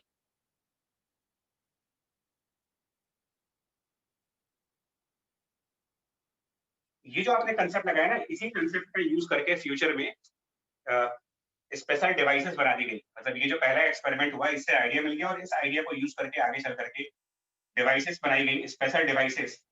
और उनको मतलब आज के डेट में आप जो सन ग्लासेस यूज करते हो, अच्छा सन ग्लासेस में क्या सनलाइट की कोई इंटेंसिटी पे फर्क आता है? अगर आप डायरेक्ट सनलाइट को देखें और सन ग्लासेस को यूज करके देखें तो यस No, सर, sir. वो तो Yes, sir. कोई फर्क नहीं पड़ता आपको। फर्क नहीं पढ़ता है, sir. पढ़ता है सर, क्या पढ़ता है सर। क्या कम हो क्या जाती है। फर्क पड़ता है? थोड़ा कम हो जाती है इंटेंसिटी उसकी। तो क्या होता है वहां पर? डिस्ट्रक्टिव इंटरफेरेंस होता है, लाइट एब्जॉर्ब हो जाती है, होता क्या है वहां पर? मतलब अगर फिनोमेना पूछें होता क्या है वहां? क्या आपका चश्मे की जो ग्लास है वो लाइट को एब्जॉर्ब कर लेता है, या हाँ सर। इंटरफेरेंस हो गया जिस वजह से इंटेंसिटी रिड्यूस हो गई, डिस्ट्रक्टिव इंटरफेरेंस हो गया वहां पर? क्या हुआ वहां? फिनोमेना क्या हुआ? तो वहां पर एक्चुअली फिनोमेना कुछ ऐसा ही होता है। मतलब वहां पर जो नाम है ना वो स्पेशल ग्लासेस होते हैं और पोलराइड्स के नाम से जाने जाते हैं ये, और इस नाम से एक कंपनी भी है। सर वो इलेक्ट्रॉन के मूवमेंट की वजह से एनर्जी लॉस हो जाती है सर, उसी की वजह से इंटेंसिटी में फर्क पड़ता है। हाँ भाई, जब इलेक्ट्रिक फील्ड का एक कंपोनेंट सामने आया ही नहीं, तो पिछले क्लास में आपने एनर्जी डेंसिटी का फॉर्मूला नहीं पढ़ा था इलेक्ट्रिक फील्ड के फॉर्म में? Yes sir. तो ये तो आयरन ग्रिड है, बट पोलराइड्स केमिकल प्रोसेस से बनाए जाते हैं। मेरे को केमिस्ट्री उतनी नहीं आती है, मतलब कुछ ऐसा बोलते हैं कि पॉलीफिनाइल पता नहीं कुछ होता है, पॉलीफिनाइल मटेरियल होता है और उसको पता नहीं नाइट्रोसेल्यूलोज में डिप करते हैं। तो ये नाम ही मेरे को पहली बार सुनने में आया, मतलब आज तक मेरे समझ में नहीं आया कि प्रोसेस क्या होता है उसमें। बट कुछ केमिस्ट्री का लोचा है ना, पॉलीमर्स का, हाइड्रोकार्बन्स का, और कुछ कुछ है, मतलब कैसे है भगवान जाने वो, मतलब वो मॉलिक्यूल ये हरकतें क्यों करते हैं मुझे नहीं पता।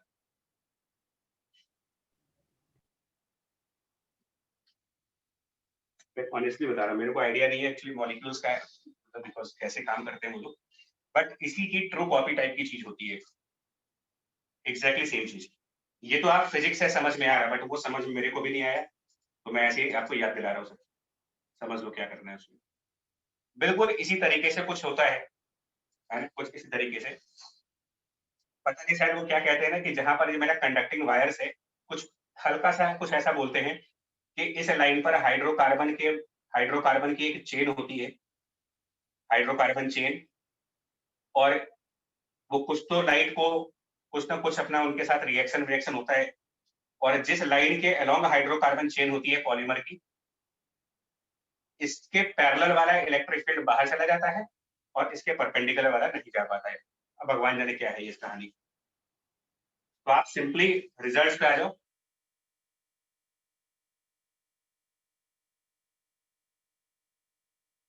देखो इस आयरन ग्रिड वाले में इलेक्ट्रिक फील्ड का कौन सा कंपोनेंट पास कर दिया गया यहाँ से, मतलब एक साइड से दूसरे साइड कौन सा कंपोनेंट पास हुआ है, जेड वाला या वाई वाला? जेड। Z वाला। तो जो कंपोनेंट पास होता है ना उसको हम नाम देते हैं ट्रांसमिशन एक्सिस का। अब मैं न्यूमेरिकल की तरफ आ रहा हूँ, ट्रांसमिशन एक्सिस। तो जितने भी आपको पोलराइड्स दिए जाएंगे उनका एक ट्रांसमिशन एक्सिस बताया जाएगा तुम्हें। जैसे आपसे कोई कहेगा कि पोलराइड P1 है with the transmission axis on the Y axis, या फिर transmission axis on the Z axis, ये क्वेश्चन में दिया जाएगा आपको। तो हमें सिर्फ उसका मतलब पता होना चाहिए कि ट्रांसमिशन एक्सिस कहने का क्या मतलब है। वहां पर सपोज पोलराइड P1 है और इसका transmission axis TA stand for transmission axis on Y. तो इस लाइन का क्या मतलब हुआ यहाँ पर कि अगर इधर से कोई अनपोलराइज्ड वेव आ रही हो, इधर से एक वेव आए जो कि अनपोलराइज्ड है, मतलब आप उसके ऑसिलेशंस को कुछ इस तरीके से दिखाओ दोनों डायरेक्शंस में, तो अब इसके बाद कौन सा ऑसिलेशन दिखाएंगे? वाइट। ट्रांसमिशन एक्सिस वाई है। इस एग्जांपल से समझ सकते हो आप। Y। हम केमिस्ट्री नहीं समझा पाएंगे आपको, लेकिन फिजिक्स तो समझा ही सकते हैं।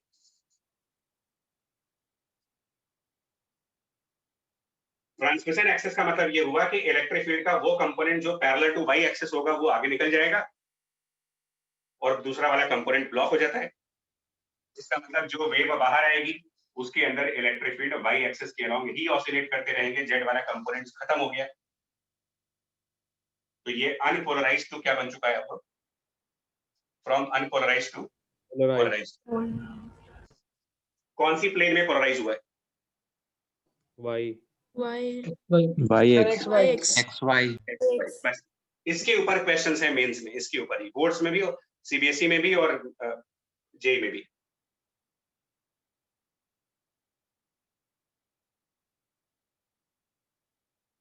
अब वो ये कहते हैं कि जो हमारा अनपोलराइज था उसकी इंटेंसिटी अगर आई है और पोलराइज होने के बाद इंटेंसिटी IP है, IUP लिख रहे हैं, UP stand for unpolarised, intensity of unpolarised, और IP का मतलब हो गया intensity of polarised.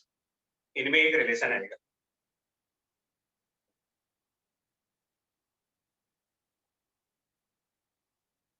Intensity electromagnetic wave की प्रोपोर्शनल होती है स्क्वायर ऑफ इलेक्ट्रिक फील्ड की। एनर्जी डेंसिटी वाला कंसेप्ट। और इलेक्ट्रिक फील्ड का स्क्वायर लिखा जा सकता है E Y square plus E Z square यहाँ पर। और क्योंकि फिनोमिना कंप्लीटली रैंडम है, कोई सिस्टमेटिक प्रोसेस नहीं है, तो हम लोग ये मानते हैं कि ई वाई स्क्वायर और ई जेड स्क्वायर का कंट्रीब्यूशन बराबर आएगा। Theory of random events, probability of random events, कि जब इवेंट्स रैंडम है तो सबकी प्रोबेबिलिटीज बराबर मान ली जाती है। तो जितना कंट्रीब्यूशन ई वाई स्क्वायर का होगा उतना ही कंट्रीब्यूशन ई जेड स्क्वायर का भी होगा। अब इसमें से अगर एक कंपोनेंट गायब हो गया तो यहाँ पर क्या इंटेंसिटी बचेगी? अगर टोटल इंटेंसिटी UP/2 हाँ, टोटल इंटेंसिटी में दोनों कंपोनेंट सिमिलर कंट्रीब्यूशन दे रहे थे और एक कंपोनेंट ब्लॉक कर दिया गया है और एक कंपोनेंट आगे जा रहा है। That means intensity of this polarized wave will be equal to intensity of the unpolarized wave divided by 2. आपका फैक्टर समझ में आ रहा आपको? Yes, sir. Yes, sir. With reasoning. ठीक है जी, बोलो बच्चा। Yes, sir. Yes, sir. Yes, sir. अब इसके बाद एक और कहानी हुई। साइंटिस्टों को चैन तो मिलता नहीं है, उनको तो तब तक चैन नहीं मिलता जब तक बिल्कुल कंफर्म ना हो जाए कि बिल्कुल जो कहा वो सही कहा है।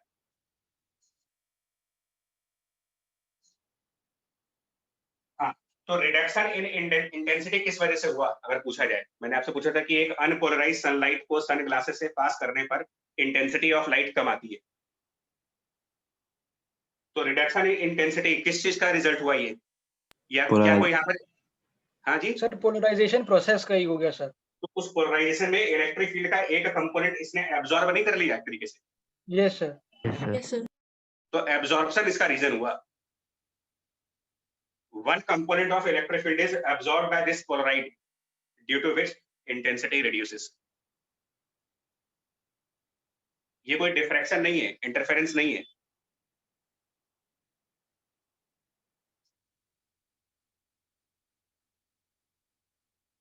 इसके आगे क्या करते हैं?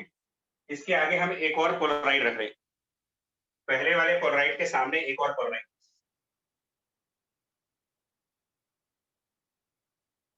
ठीक है, ये भी वाईजेड प्लेन पे है, ये पोलराइड भी हमारा वाईजेड प्लेन पर है।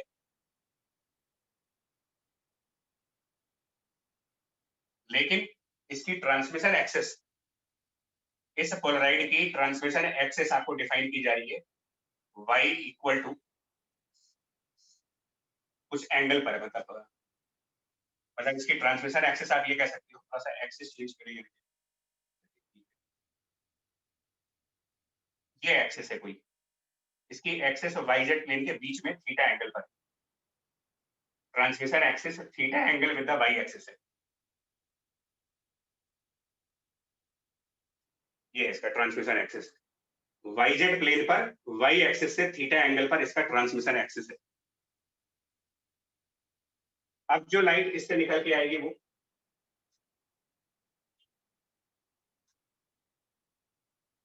जो लाइट और आगे जाएगी। अब ऑलरेडी आप पोलराइज हो चुके हो, प्लेन पोलराइज हो चुके हैं। प्लेन पोलराइज के बाद एक और पोलराइज सामने रख दो जिसका ट्रांसमिशन एक्सेस पिछले वाले के ट्रांसमिशन एक्सेस से थीटा एंगल बना रहा हो।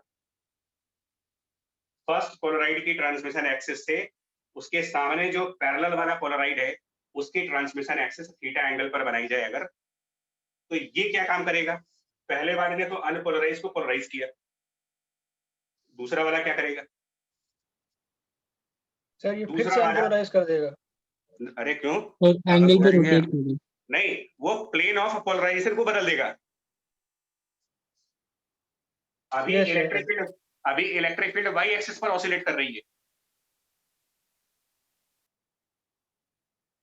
तो जो भी आपका ट्रांसमिशन एक्सिस होगा, अब आप इस ट्रांसमिशन एक्सिस के अलोंग ऑसिलेट करेंगे। मतलब इससे जो इलेक्ट्रिक फील्ड बाहर आएगी वो ऑसिलेट करेगी parallel to the transmission axis. यानी मोटा मोटा आप ये कह सकते हो किसी भी पोलराइड के किसी भी पोलराइड से निकलने वाली लाइट में इलेक्ट्रिक फील्ड का जो ऑसिलेशन होगा वो उस पोलराइड की गिवन ट्रांसमिशन एक्सिस के पैरेलल होगा। पहली बार जो ट्रांसमिशन एक्सिस थी वाई थी, तो इससे फिल्टर होने के बाद वाई एक्सिस पर इलेक्ट्रिक फील्ड ऑसिलेट करेगी। दूसरे पोलराइड की ट्रांसमिशन एक्सिस वाईजेड प्लेन में वाई एक्सिस से थीटा एंगल पर है, तो इस लाइन के पैरेलल में इलेक्ट्रिक फील्ड ऑसिलेट करेगी। मतलब पोलराइड का काम फिल्टर करने का है, इलेक्ट्रिक फील्ड के ऑसिलेशन को एक अलाइनमेंट देने का है, और वो अलाइनमेंट उसके ट्रांसमिशन एक्सिस पर डिपेंड करता है। ट्रांसमिशन एक्सिस की वर्किंग केमिस्ट्री के कुछ रिएक्शंस की बेसिस पर है। एनालॉग के लिए आप ये समझ सकते हो।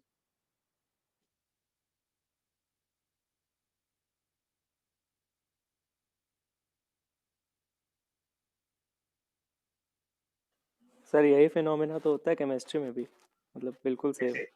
नहीं, सर लेकिन उसका रीजन क्या है?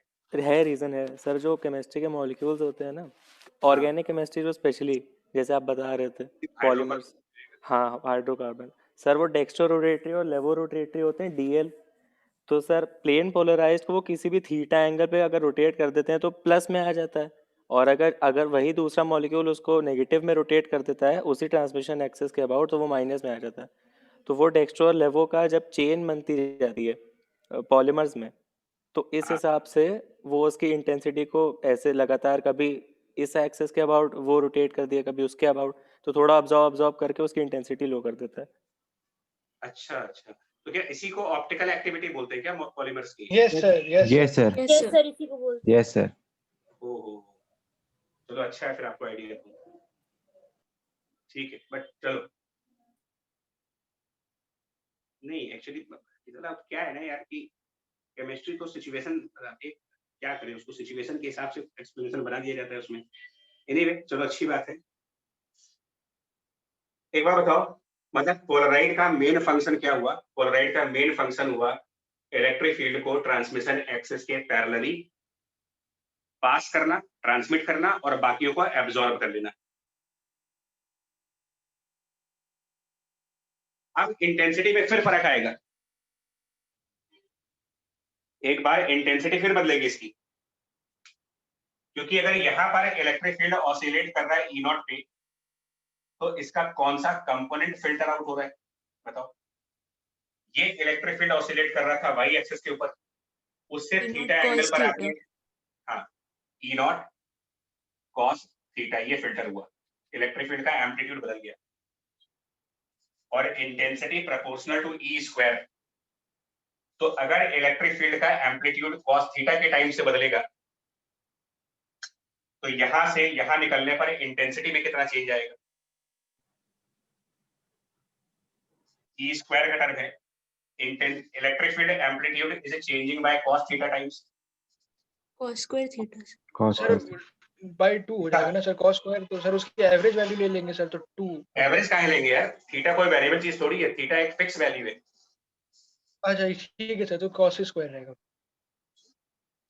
यानी यहां पर जो लाइट आएगी, अब इसकी इंटेंसिटी, इसको पोलराइड 2 कर दे रहे हैं, P2, तो intensity after P2 will be this intensity of polarised 1, इसको IP1 कर लीजिए, इंटेंसिटी आफ्टर पोलराइड 1, और उसमें cos स्क्वायर थीटा और मल्टीप्लाई होगा। और ये एक महान आदमी थे, उनका लॉ है, लॉ ऑफ मेलस के नाम से पढ़ते हो आप इसको। जो मेलस साइंटिस्ट हैं, उन्होंने ही ये सब चीज बताई थी कि एक पोलराइड से दूसरे पोलराइड को क्रॉस करने पर भी इंटेंसिटी बदलती है। अनपोलराइज को पोलराइड से क्रॉस करने में हाफ होती है, unpolarized when passes through polaroid intensity half, but polarized passes through another polaride changes by cos square theta.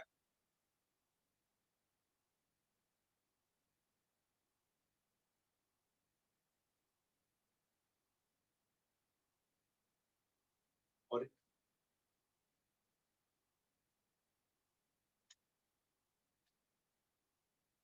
मतलब ये हुआ कि अगर हम दूसरा पोलराइड इस तरीके से लाते कि उसकी ट्रांसमिशन एक्सिस जेड होती है, अगर सेकंड पोलराइड की ट्रांसमिशन एक्सिस जेड होती तो क्या इंटेंसिटी आती है यहाँ पर? 0 जीरो। जीरो। जीरो। और ये आसानी से कर सकते हैं आप। 2 सन ग्लासेस ले लें और उनके ग्लासेस को एक दूसरे के परपेंडिकुलर रख के देख लीजिए। सेकंड वाली सन ग्लास के बाद कोई लाइट नहीं आएगी। सन ग्लासेस में पोलराइड्स ही लगते हैं, उनकी ग्लासेस का फीचर ही यही है। लोकल वाला नहीं, जो बाहर रोड पे ले लोगे उसमें नहीं मिलेगा ये सब। जो बढ़िया मतलब बढ़िया ब्रांडेड वाले जो आते हैं, जो अच्छे मतलब वाकई में सन ग्लासेस होते हैं। कुछ तो ऐसे ही ग्लास लेकर के ऊपर लाल पीला पोत देते हैं कलर, वो वाला नहीं कह रहा हूं मैं। तो सर Proper. अगर हम लोग 2 पोलराइड्स जैसे आपने बताया वैसे कर दें तो इंसान कुछ दिखेगा ही नहीं। नहीं दिखेगा, हुआ भी है, इंटेंसिटी जीरो हुई भी है, ये सब एक्सपेरिमेंट्स हो चुके हैं।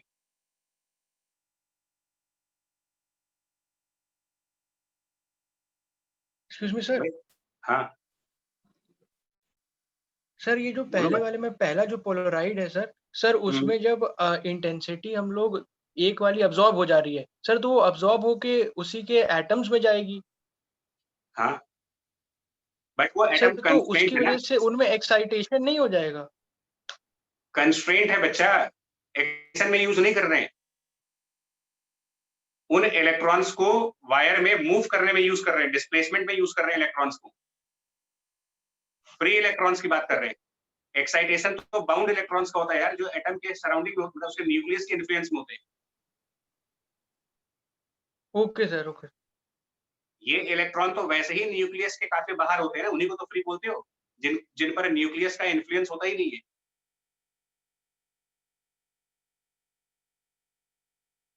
ये सर।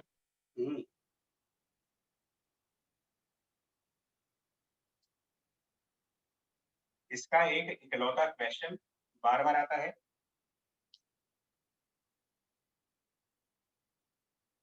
क्वेश्चन ये है, हम लोग 3 पोलराइड यूज करेंगे, 3 पैरेलल पोलराइड्स।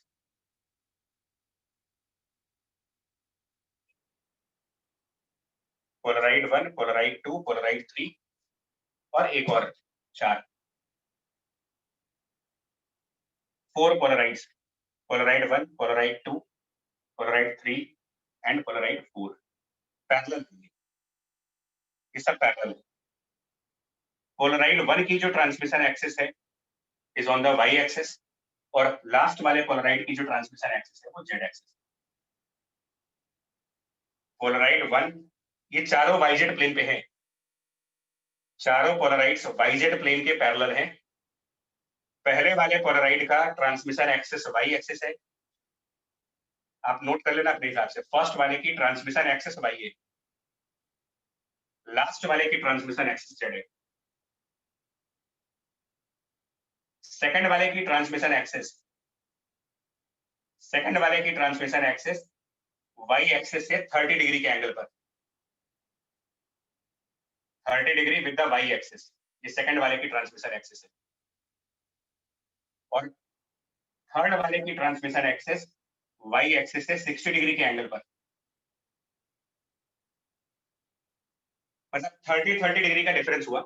आप ये कह सकते हो कि इसकी ट्रांसमिशन एक्सिस से 30 डिग्री एंगल पर इसका ट्रांसमिशन एक्सिस है, इससे 30 डिग्री और आगे बढ़ गए तो ये हो गया, और इससे भी 30 डिग्री और आगे आ गया। समझ आ रहा है यहाँ तक? Yes sir. Yes sir. अच्छा जी, और अब यहां से एक अनपोलराइज्ड लाइट भेजी जा रही है, एक अनपोलराइज्ड वेव आप भेज रहे हो जिसकी इंटेंसिटी आई नॉट है, unpolarised wave with intensity I not. और क्वेश्चन ये पूछ रहा है कि फाइनली यहाँ पर क्या इंटेंसिटी आएगी, फाइनल इंटेंसिटी बताना है आपको, क्या बनेगा बताओ जी। 27 I naught by 128. Yes, sir. हाँ 27 by 128. ये इकलौता क्वेश्चन है, और आप उठा के देख लो मेंस के क्वेश्चंस, यही बार बार आता है, बट डेटा चेंज होगा, एंगल वैंगल चेंज होता रहता है। एक बार थोड़ा सा खतरनाक आ गया था 16 में, 16 में तो ऐसा लगता है कंस्पिरेसी हुई थी कोई मेंस और एडवांस वालों के बीच में। दोनों कहीं इवनिंग पार्टी बना रहे होंगे, किसी बात पे आपस में बिगड़ गई होगी। किसी को हो सकता है भाई छोटा पैक मिल गया होगा, किसी को बड़ा मिल गया होगा, इसी बात पे लड़ाई, और दोनों ने ये ठान लिया कि देखें कौन टफ पेपर बनाता है। तो 16 एडवांस वालों ने भी अपनी कोई कसर नहीं छोड़ी थी और मेंस वालों ने भी कुछ नहीं छोड़ा। कौन कौन सा एंगल दिए पता है? 18 डिग्री, 204 डिग्री। हमारा स्टूडेंट एग्जाम में पगला रहा है कि 204 की वैल्यू कहां से लाऊं मैं, और ऑप्शन भी क्लोज वाले डाल दिए। एनीवे, हाँ आंसर क्या बताया आपने बच्चा? 27 by 128. हाँ, पहले वाला कितना होगा यार? पहले वाले से जब निकलेंगे तो अनपोलराइज से जब बाहर आएंगे तो अनपोलराइज I by 2. अनपोलराइज पहले हाफ होगा, और लॉ ऑफ मैलेस पोलराइज्ड को रीपोलराइज करना है आपको। ये ऑलरेडी पोलराइज्ड है, इसको आप किसी दूसरे प्लेन में पोलराइज कर रहे हो, तो इसमें cos स्क्वायर थीटा, तो अब इसमें cos स्क्वायर 30 और मल्टीप्लाई होगा I naught by 2 and cos square 30। अब जो यहां आएगा इसमें फिर cos square 30 means I naught by 2 cos to the power 4 30, फिर cos square 30 I naught by 2 cos to the power 6 हो जाएगा यहाँ पर 30 डिग्री। अब आप चेक कर लो क्या आंसर बनेगा।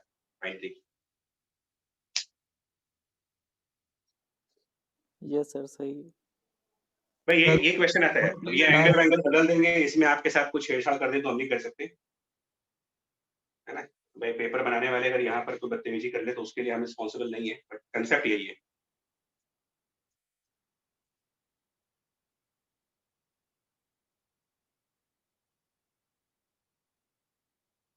बढ़े आगे। Yes sir. यस ये लॉ ऑफ मैथ को ध्यान रखना, सिंगल फॉर्मूला है, सिंगल क्वेश्चंस हैं, ये सब बदलते रहते हैं, वैल्यूज डेटा ज्यादा नहीं है इसमें।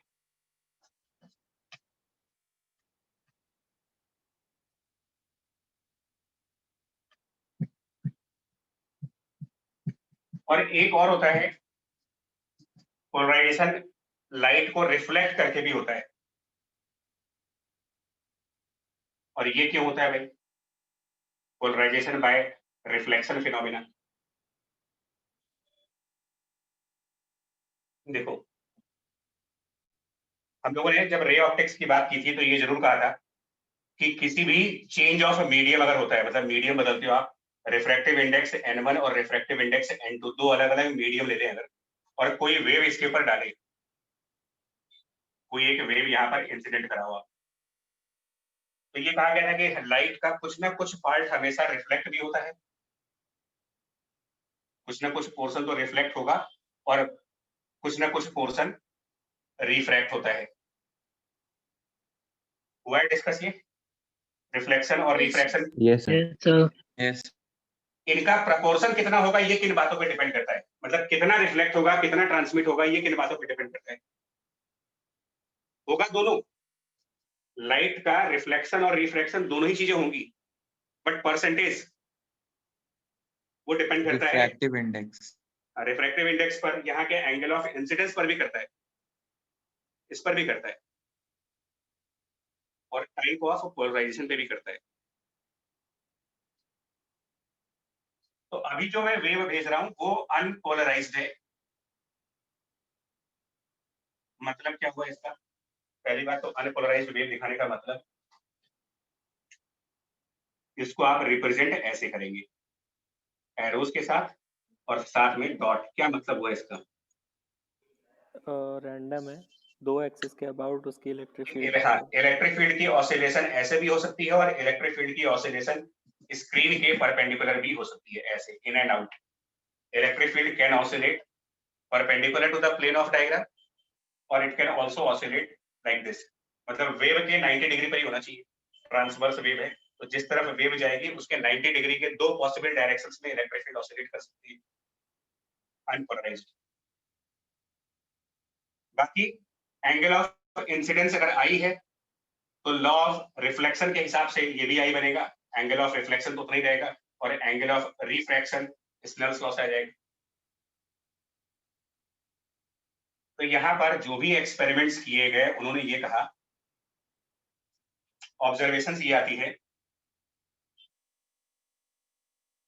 कि अगर आप एंगल आई की एक स्पेशल वैल्यू चूज कर लें, एंगल आई की स्पेशल वैल्यू, ताकि जो रिफ्लेक्टेड और रिफ्रैक्टेड है वो आपस में 90 डिग्री एंगल पर आ जाए। एंगल आई की वो स्पेशल वैल्यू चूज करिए जिससे कि रिफ्लेक्टेड और रिफ्रैक्टेड के बीच में एंगल बने 90 डिग्री का। तब जो लाइट रिफ्लेक्ट होगी वो कंप्लीटली पोलराइज्ड वेव होगी और उसमें सिर्फ इलेक्ट्रिक फील्ड के ये डॉट वाले कंपोनेंट्स बचेंगे, ओनली डॉट कंपोनेंट्स। ये वाले इलेक्ट्रिक फील्ड कंपोनेंट इसके साथ रिफ्लेक्ट नहीं होंगे और हो भी नहीं सकते, हो भी नहीं सकते।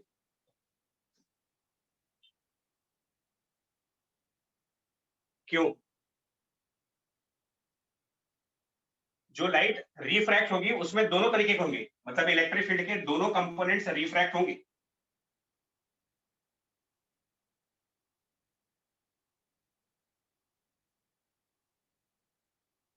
लेकिन ये इसमें सिर्फ एक होगा, उसका रीजन है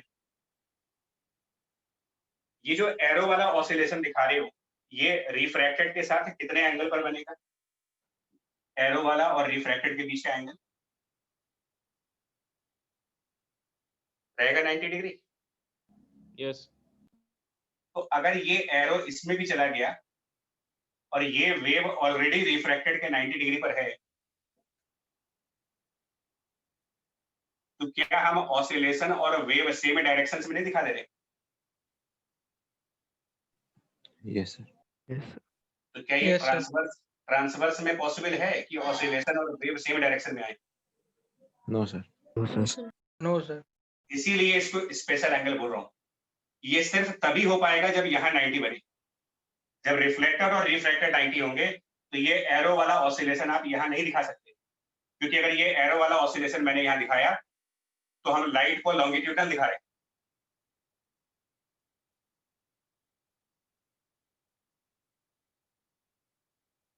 इसमें सिर्फ एक डायरेक्शन की ऑसिलेशन आएगी, दूसरे डायरेक्शन की ऑसिलेशन नहीं आएगी।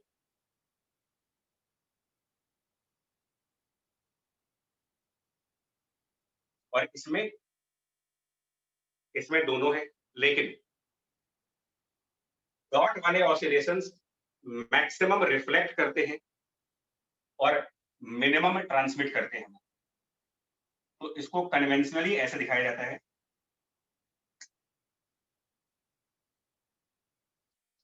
हम छोटे छोटे डॉट दिखा रहे हैं, यहाँ पर छोटा डॉट, यहाँ पर भी छोटा डॉट। इसके कंपेयर में डॉट का साइज छोटा दिखा रहे हैं, जो किस बात का इंडिकेशन करता है? इनकी इंटेंसिटी कम होगी। सर इंटेंसिटी कम। हाँ, और एरो का साइज इनके कंपेयर में हम ज्यादा दिखाएंगे। जो सिर्फ एक पिक्चर्स के फॉर्म में, डायग्राम के फॉर्म में एक मैसेज देना चाहते हैं कि इस स्क्रीन के परपेंडिकुलर जो इलेक्ट्रिक फील्ड ऑसिलेट हो रही थी उसका बहुत ही मिनिमम पार्ट, बहुत ही कम पार्ट रिफ्रैक्ट हुआ, ज्यादातर पार्ट उसका रिफ्लेक्ट हो गया है। मतलब ये पोलराइज वेव है या अनपोलराइज है? रिफ्रैक्टेड वाली अनपोलराइज। अनपोलराइज। लेकिन इसको हम कहते हैं ये पार्शियली पोलराइज्ड है। जानते हो पार्शियल पोलराइज्ड क्यों बोल रहे हैं इसको? सर एनर्जी सेम नहीं बटी हुई है। हाँ राइट, एक कंपोनेंट रिलेटिवली बहुत ज्यादा है और एक कंपोनेंट रिलेटिवली कम है, तो पार्शियल पोलराइज्ड है। कंप्लीटली अनपोलराइज्ड भी नहीं कह सकते, कंप्लीटली पोलराइज्ड भी नहीं कह सकते, पार्शियल पोलराइज्ड है। लेकिन जो रिफ्लेक्टेड है उसको आप कहोगे कंप्लीटली पोलराइज्ड।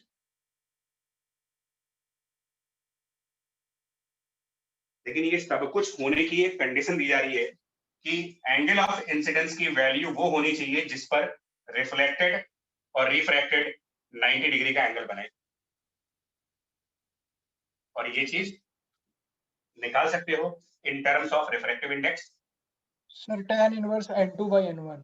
हाँ, जो स्नेल्स लॉ फॉलो करेंगे तो sine of i divided by sine of r is n2 divided by n1, और r can be written as 90 minus i, r को 90 माइनस i लिख सकते हैं। तो यहां से आपको डायरेक्ट एक फॉर्मूला मिलता है tan of i will be equal to n2 divided by n1। ये i की वो स्पेशल वैल्यू है जिसमें रिफ्लेक्टेड वाली लाइट 100% पोलराइज्ड है।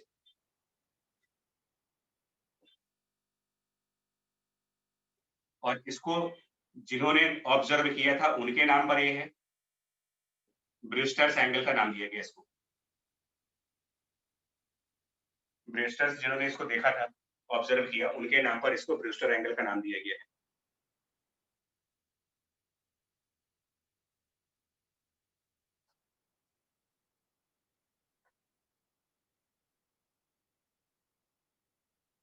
राइट? Yes sir. Yes, इस एंगल के अलावा देखो, एक बात बताओ, टोटल इंटरनल रिफ्लेक्शन में और इसमें कोई डिफरेंस है? ठीक है, यस सर। क्या? सर टोटल इंटरनल रिफ्लेक्शन में रिफ्रैक्टेड होता ही नहीं कुछ, सब रिफ्लेक्ट हो जाता है। हाँ, मतलब लाइट 100% रिफ्लेक्ट होगी, बट क्या वो पोलराइज भी होगी?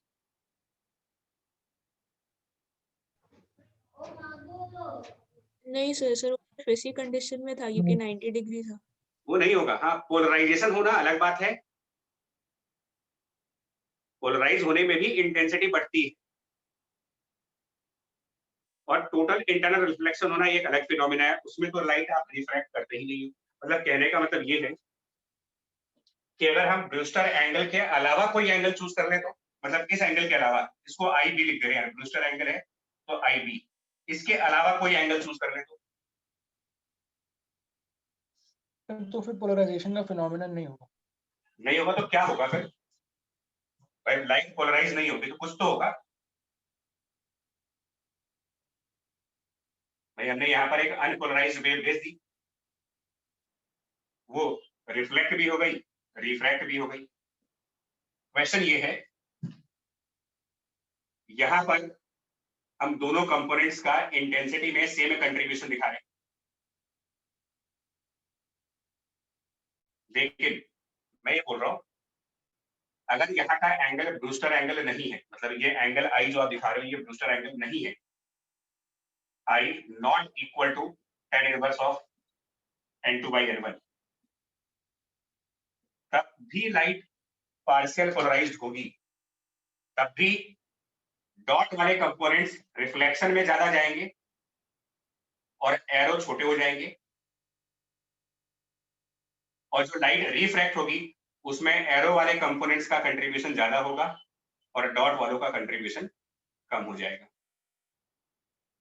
मतलब इंटेंसिटी का रीडिस्ट्रीब्यूशन तो हुआ ही। अनपोलराइज्ड में दोनों कंपोनेंट्स सेम इंटेंसिटी कैरी कर रहे थे,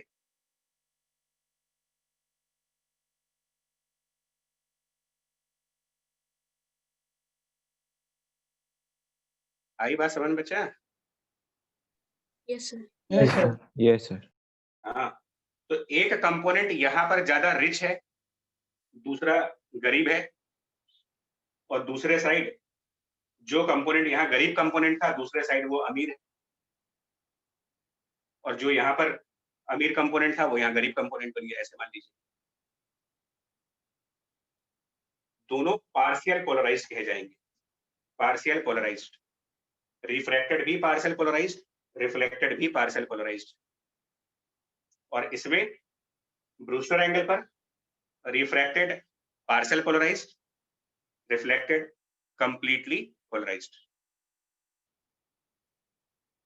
कर लेंगे, अगर ऐसे कुछ ऑब्जेक्टिव के ऑप्शंस आएंगे तो चूज कर लोगे आप लैंग्वेज के हिसाब से। Yes yes sir. सर। इसमें आते थियोरेटिकल ही है और दो ही न्यूमेरिकल्स आने, एक आपका लॉ ऑफ मैलिस के ऊपर है और एक दूसरा न्यूमेरिकल ये ब्रूस्टर एंगल सिंगल सा। मतलब इसमें क्या न्यूमेरिकल दें आपको, n1 n2 की वैल्यू देके पूछते हैं बताइए ब्रूस्टर एंगल कितना आएगा, tan i बराबर n2 by n1। क्या क्वेश्चन पूछ ले इसमें? सर क्या इसमें एंगल पे भी फर्क पड़ता है? जैसे कौन से? अनपोलराइज्ड लाइट में अगर हम लोग एक एक्स एक्सेस और एक वाई एक्सेस के अबाउट अगर दिखाते और जो दूसरी रिफ्लेक्टेड वाली है, क्योंकि पहले वाले कंडीशन में अगर ब्रूस्टर्ड एंगल पे था तो जो एक कंपोनेंट था वो उसके अलोंग आ गया था, तो वहाँ पे वो लॉन्गिट्यूडनल बन गई थी।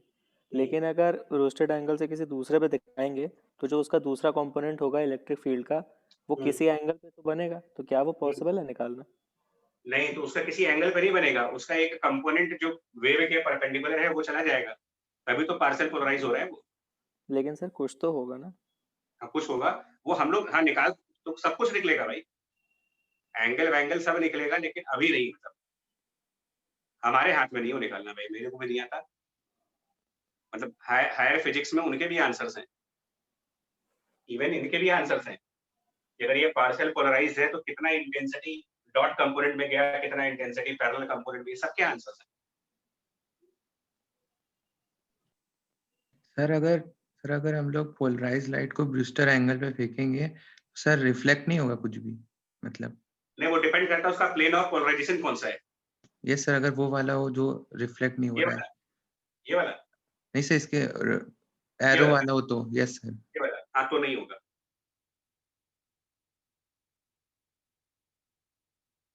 नहीं होगा वो। Yes sir. अगर ब्रूस्टर एंगल भेज दो तब ना।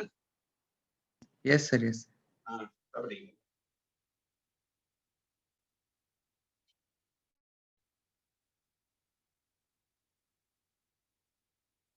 यार तो ये इलेक्ट्रोमैग्नेटिक वेव है ना, अपने आप में बहुत खतरनाक टॉपिक है, बहुत ही खतरनाक।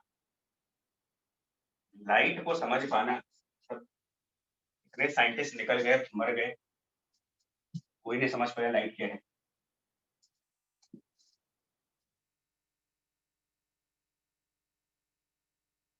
ये दो मेन है यार पोलराइजेशन के कंसेप्ट्स, दो मेन थे, एक रिफ्लेक्शन से और एक पोलराइज्ड, जिसमें लाइट का एक कंपोनेंट एब्जॉर्ब कर लिया जाता है और अनपोलराइज्ड को पोलराइज्ड में कन्वर्ट करते हैं। पोलराइजेशन चैप्टर में इतना ही था जो थ्योरी के नाम पर है। कुछ छोटे मोटे आर्टिकल्स अगर हैं जो एग्जाम के पॉइंट्स नहीं इंपॉर्टेंट है तो वो आप देख लीजिएगा उससे, ठीक है जी। हम जरा दो डाउट्स भेजे गए थे वो देख लें एक बार।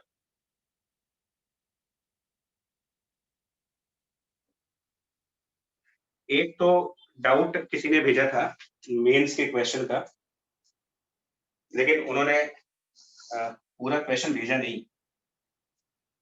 उन्होंने कहा था कि एक इलेक्ट्रोमैग्नेटिक वेव है, ये 2019 का है, जेई मेन 2019, उसमें लिखा है, क्वेश्चन की लैंग्वेज है, the electric field of plane polarized electromagnetic wave in the free space at time t equal to 0 is given by the expression। Electric field E लिखा, उसके बगल में इन्होंने x, y और इक्वल टू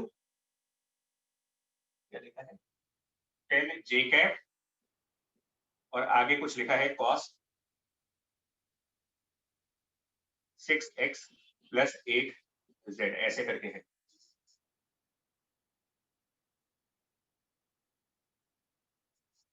यार जिन्होंने भेजा है ना बच्चा, आपसे रिक्वेस्ट करेंगे कि भाई अगर आप हो इस समय सही हालात में तो बता दें। इसके ऑप्शंस चूज करने, इन्होंने बोला था कि मैग्नेटिक फील्ड का क्या एक्सप्रेशन बनेगा यहाँ पर। ये इलेक्ट्रिक फील्ड का एक्सप्रेशन दे रखा है टाइम t इक्वल टू 0 पर, मैग्नेटिक फील्ड का एक्सप्रेशन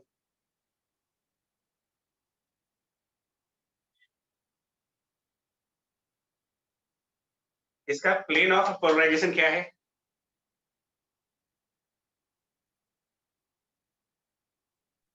वेव 6 प्लस 8z के अलोंग और j वेव कैप किस डायरेक्शन, हाँ वेव किस डायरेक्शन में जा रही है? एक्स और जेड दोनों में। सर एक्स एंड जेड निकाल सकते हैं क्या उसके एंगल वैंगल को निकाल सकते हैं? यस मतलब अगर मैं ऐसे करूं, अब देखो जो डाउट पूछने वाले हैं वो क्लास में आ नहीं रहे हैं और डाउट पूछ रहे हैं।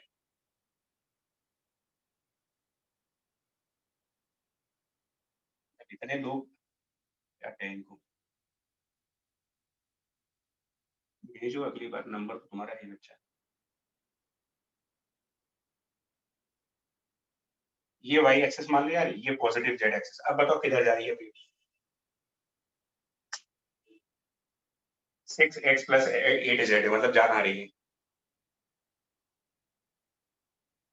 जेड एक्स प्लेन में तो जा रही है किसी लाइन पे, यस यस है ना? तो वेव जेड एक्स प्लेन में किसी लाइन पर चल रही है, ठीक है। और मान ले वैसे बदतमीज लोग हैं, मतलब डाउट भी पूछना और पूरी इंफॉर्मेशन भी नहीं देना चाहते, टेस्ट करना चाहते हैं कि देखिए बिना ऑप्शन दिए ये सॉल्व कर पाएंगे कि नहीं कर पाएंगे। उनको ये नहीं पता होता है कि ऑप्शन ना दे करके आप इंफॉर्मेशन हाइड कर रहे हो। अब इसमें ये दिया ही नहीं है कि वेव फर्स्ट क्वाड्रेंट की तरफ जा रही है कि सेकंड क्वाड्रेंट की तरफ जा रही है।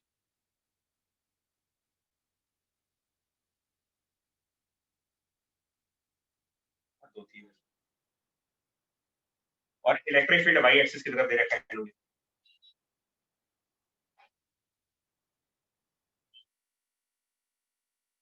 तो ये बताओ मैग्नेटिक फील्ड कहाँ होना चाहिए? ई क्रॉस बी वेव की डायरेक्शन में आना चाहिए, वेव जिस डायरेक्शन में है उसके हिसाब से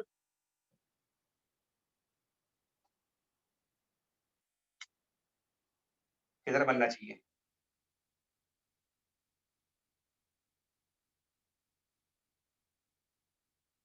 इलेक्ट्रिक फील्ड वाई पर वेव की डायरेक्शन, तो मैग्नेटिक फील्ड ये तो क्लियर है कि magnetic field Z X plane पे ही होगी। इलेक्ट्रिक Yes, फील्ड अगर वाई एक्सिस पर है तो magnetic field Z X plane पे होगी, और वेव और इलेक्ट्रिक फील्ड दोनों के 90 डिग्री पे होगी। यानी वेव के भी 90 डिग्री पर और इलेक्ट्रिक फील्ड के भी 90 डिग्री पर मैग्नेटिक फील्ड ऑसिलेट करेगा। क्या ये पॉसिबल है कि आप मैग्नेटिक फील्ड की डायरेक्शन का यूनिट वेक्टर निकाल पाए?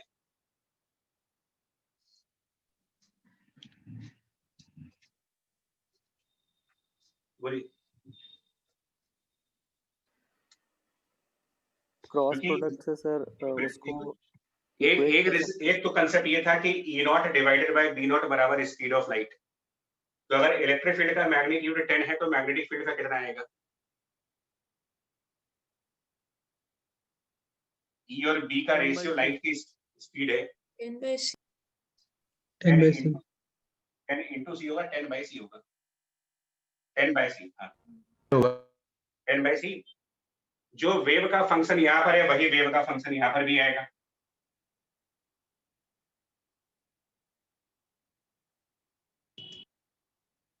बस यहाँ पर वो बताओ वेक्टर कौन सा आएगा? k cap minus i cap by root 2. √2 नहीं आएगा यार, तुमको ये जो वेव है ना, ये 6x प्लस 8z, इसको समझो पहले। आप इस बात को समझिएगा, 6x प्लस 8z, इसका क्या मतलब है? अगर हम कोई भी कोऑर्डिनेट रख लो ना, कोई भी कोऑर्डिनेट पुट करके देखो। सर ये मतलब वेक्टर है, इसको डिवाइड करना पड़ेगा उसके मैग्नीट्यूड से, तो उसका यूनिट वेक्टर निकालेंगे पहले। नहीं क्या इस लाइन, अबे सर -6k क्या प्लस 8i क्या? इसका एंगल नहीं निकाल सकते क्या कि ये जो लाइन है ये एक्स एक्सिस या जेड एक्सिस से यही कितने बता एंगल रहे पर होगी? थे, एक्स एक्सिस से 127 डिग्री पे।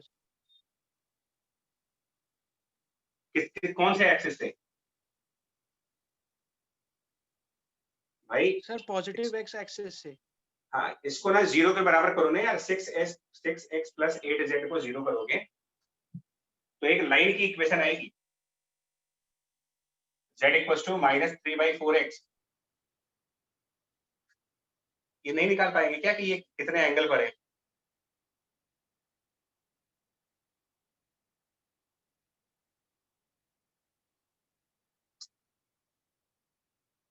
हो जाएगा सर, सर tan इनवर्स कर देंगे सर वो -3/4 से सर, तो वो 37 हो जाएगा सर, और माइनस में सर तो π/2 ऐड कर देंगे तो 127 आ जाएगा। तो ये तो निकाल सकते हैं ना कि ये वेव कितने एंगल पर है। मैं इसको थीटा लेके छोड़ रहा हूँ। Yes sir. थीटा निकल जाएगा। तो अगर ये थीटा है तो मैग्नेटिक फील्ड इससे 90 माइनस थीटा पर है, तो उसका यूनिट वेक्टर कैसे निकालें, एन कैप। तो अगर ये एंगल पता है तुमको 90 माइनस थीटा है और ये यूनिट वेक्टर है, तो 1 साइन थीटा एक्स एक्सिस की तरफ और 1 कॉस थीटा जेड एक्सिस की तरफ।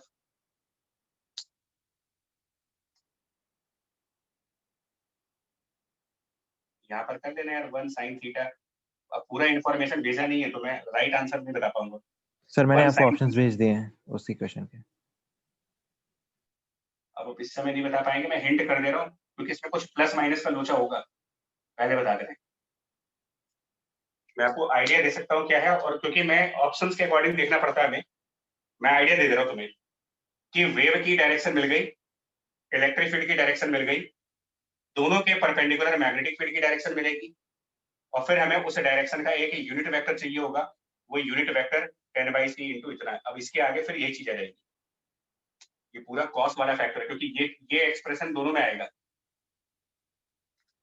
फर्क सिर्फ ये होता है कि इलेक्ट्रिक फील्ड का मैग्नीट्यूड और मैग्नेटिक फील्ड के मैग्नीट्यूड में लाइट की स्पीड का डिफरेंस है, और इलेक्ट्रिक फील्ड के यूनिट वेक्टर में और मैग्नेटिक फील्ड के यूनिट वेक्टर्स आपस में 90 डिग्री पे होने चाहिए, और वेव के भी 90 डिग्री पे होने चाहिए।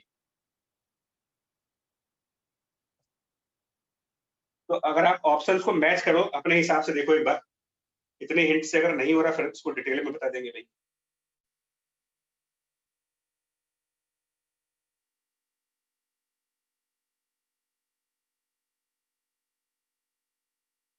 कर लेंगे। Yes sir. 2019 का है, कोई पेपर ना होने से ना प्रॉब्लम होती है।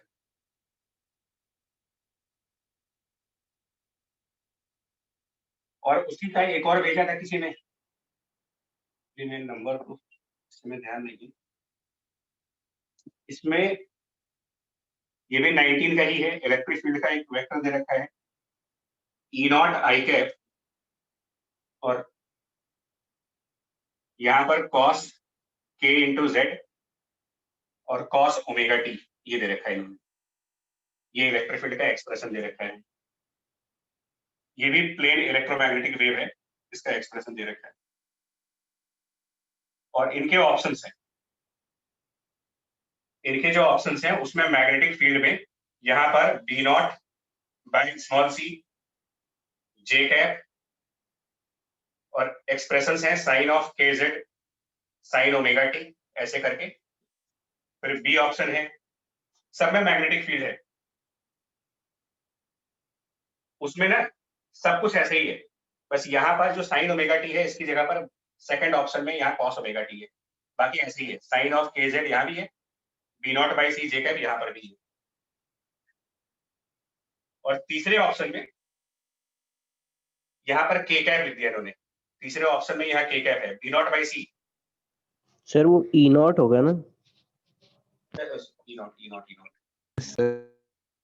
ऐसे करके है, और तीसरे ऑप्शन में ये साइन के जेड का टर्म लिखा है इन्होंने, और कॉस ओमेगा टी का टर्म लिखा है ऐसे। और चौथे ऑप्शन में यहाँ पर सब ई नॉट है यार, E not by C J cap, यहाँ पर कॉस का टर्म है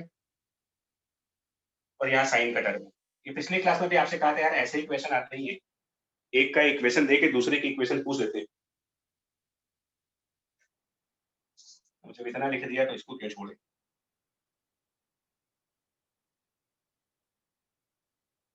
सारा लिख ही दिया, समझ गए जी 4 एक्सप्रेशन।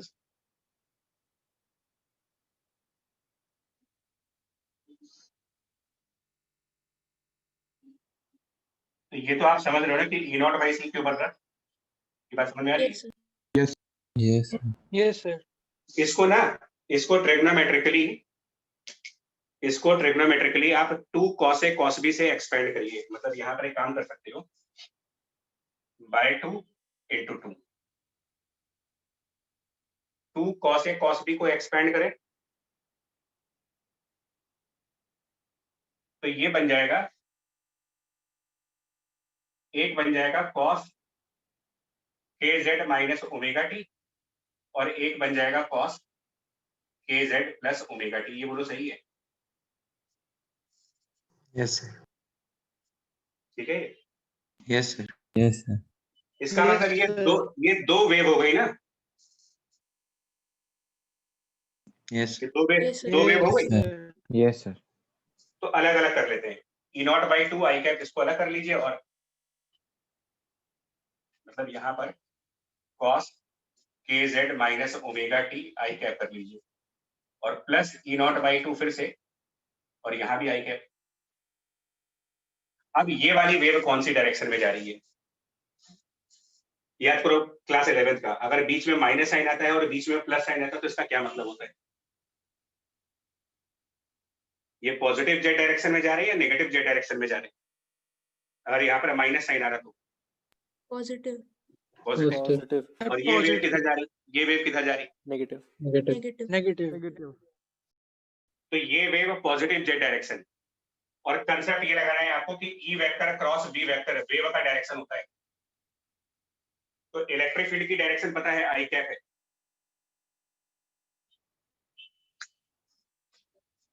पहले वाले टर्म में electric field I cap, magnetic field का पता नहीं, लेकिन वेव का पता है के कैप।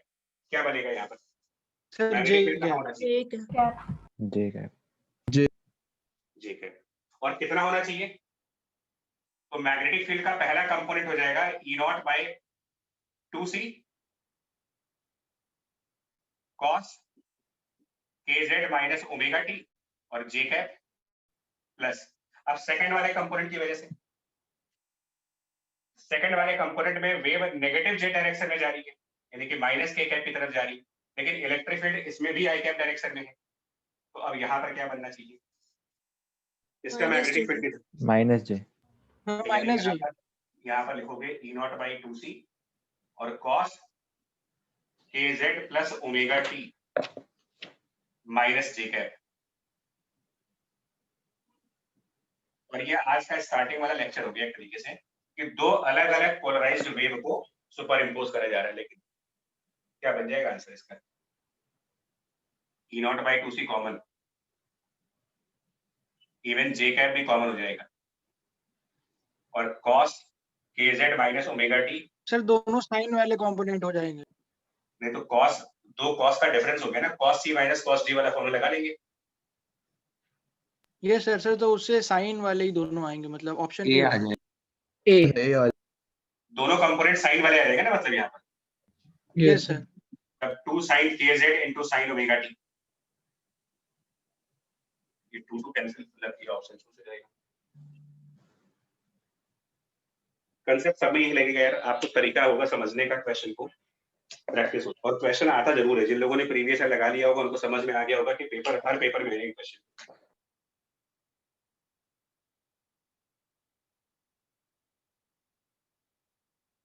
और ज्यादातर यही आता है, ई दे करके बी पूछते हैं कि बताओ बी का कौन सा इक्वेशन सही है।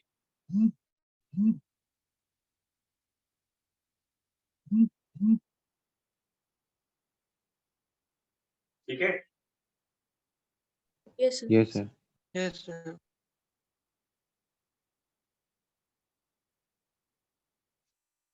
चले यार, तो ये टॉपिक आपका हो गया बच्चा, पोलराइजेशन भी हो गया, इलेक्ट्रोमैग्नेटिक वेव भी कंप्लीट हो गया, दोनों की अब आप प्रैक्टिस कर सकते हो। मतलब कुल मिला करके wave optics complete, electricity magnetism complete. उसमें मैग्नेटिक सब्सटेंसेस वाला बचा हुआ है, फेरो डाया पैरा वाला, वो बचा हुआ है। जो वेव से रिलेटेड टॉपिक थे वो अब कंप्लीट हो गया, आपका वेव का पूरा यूनिट कंप्लीट है।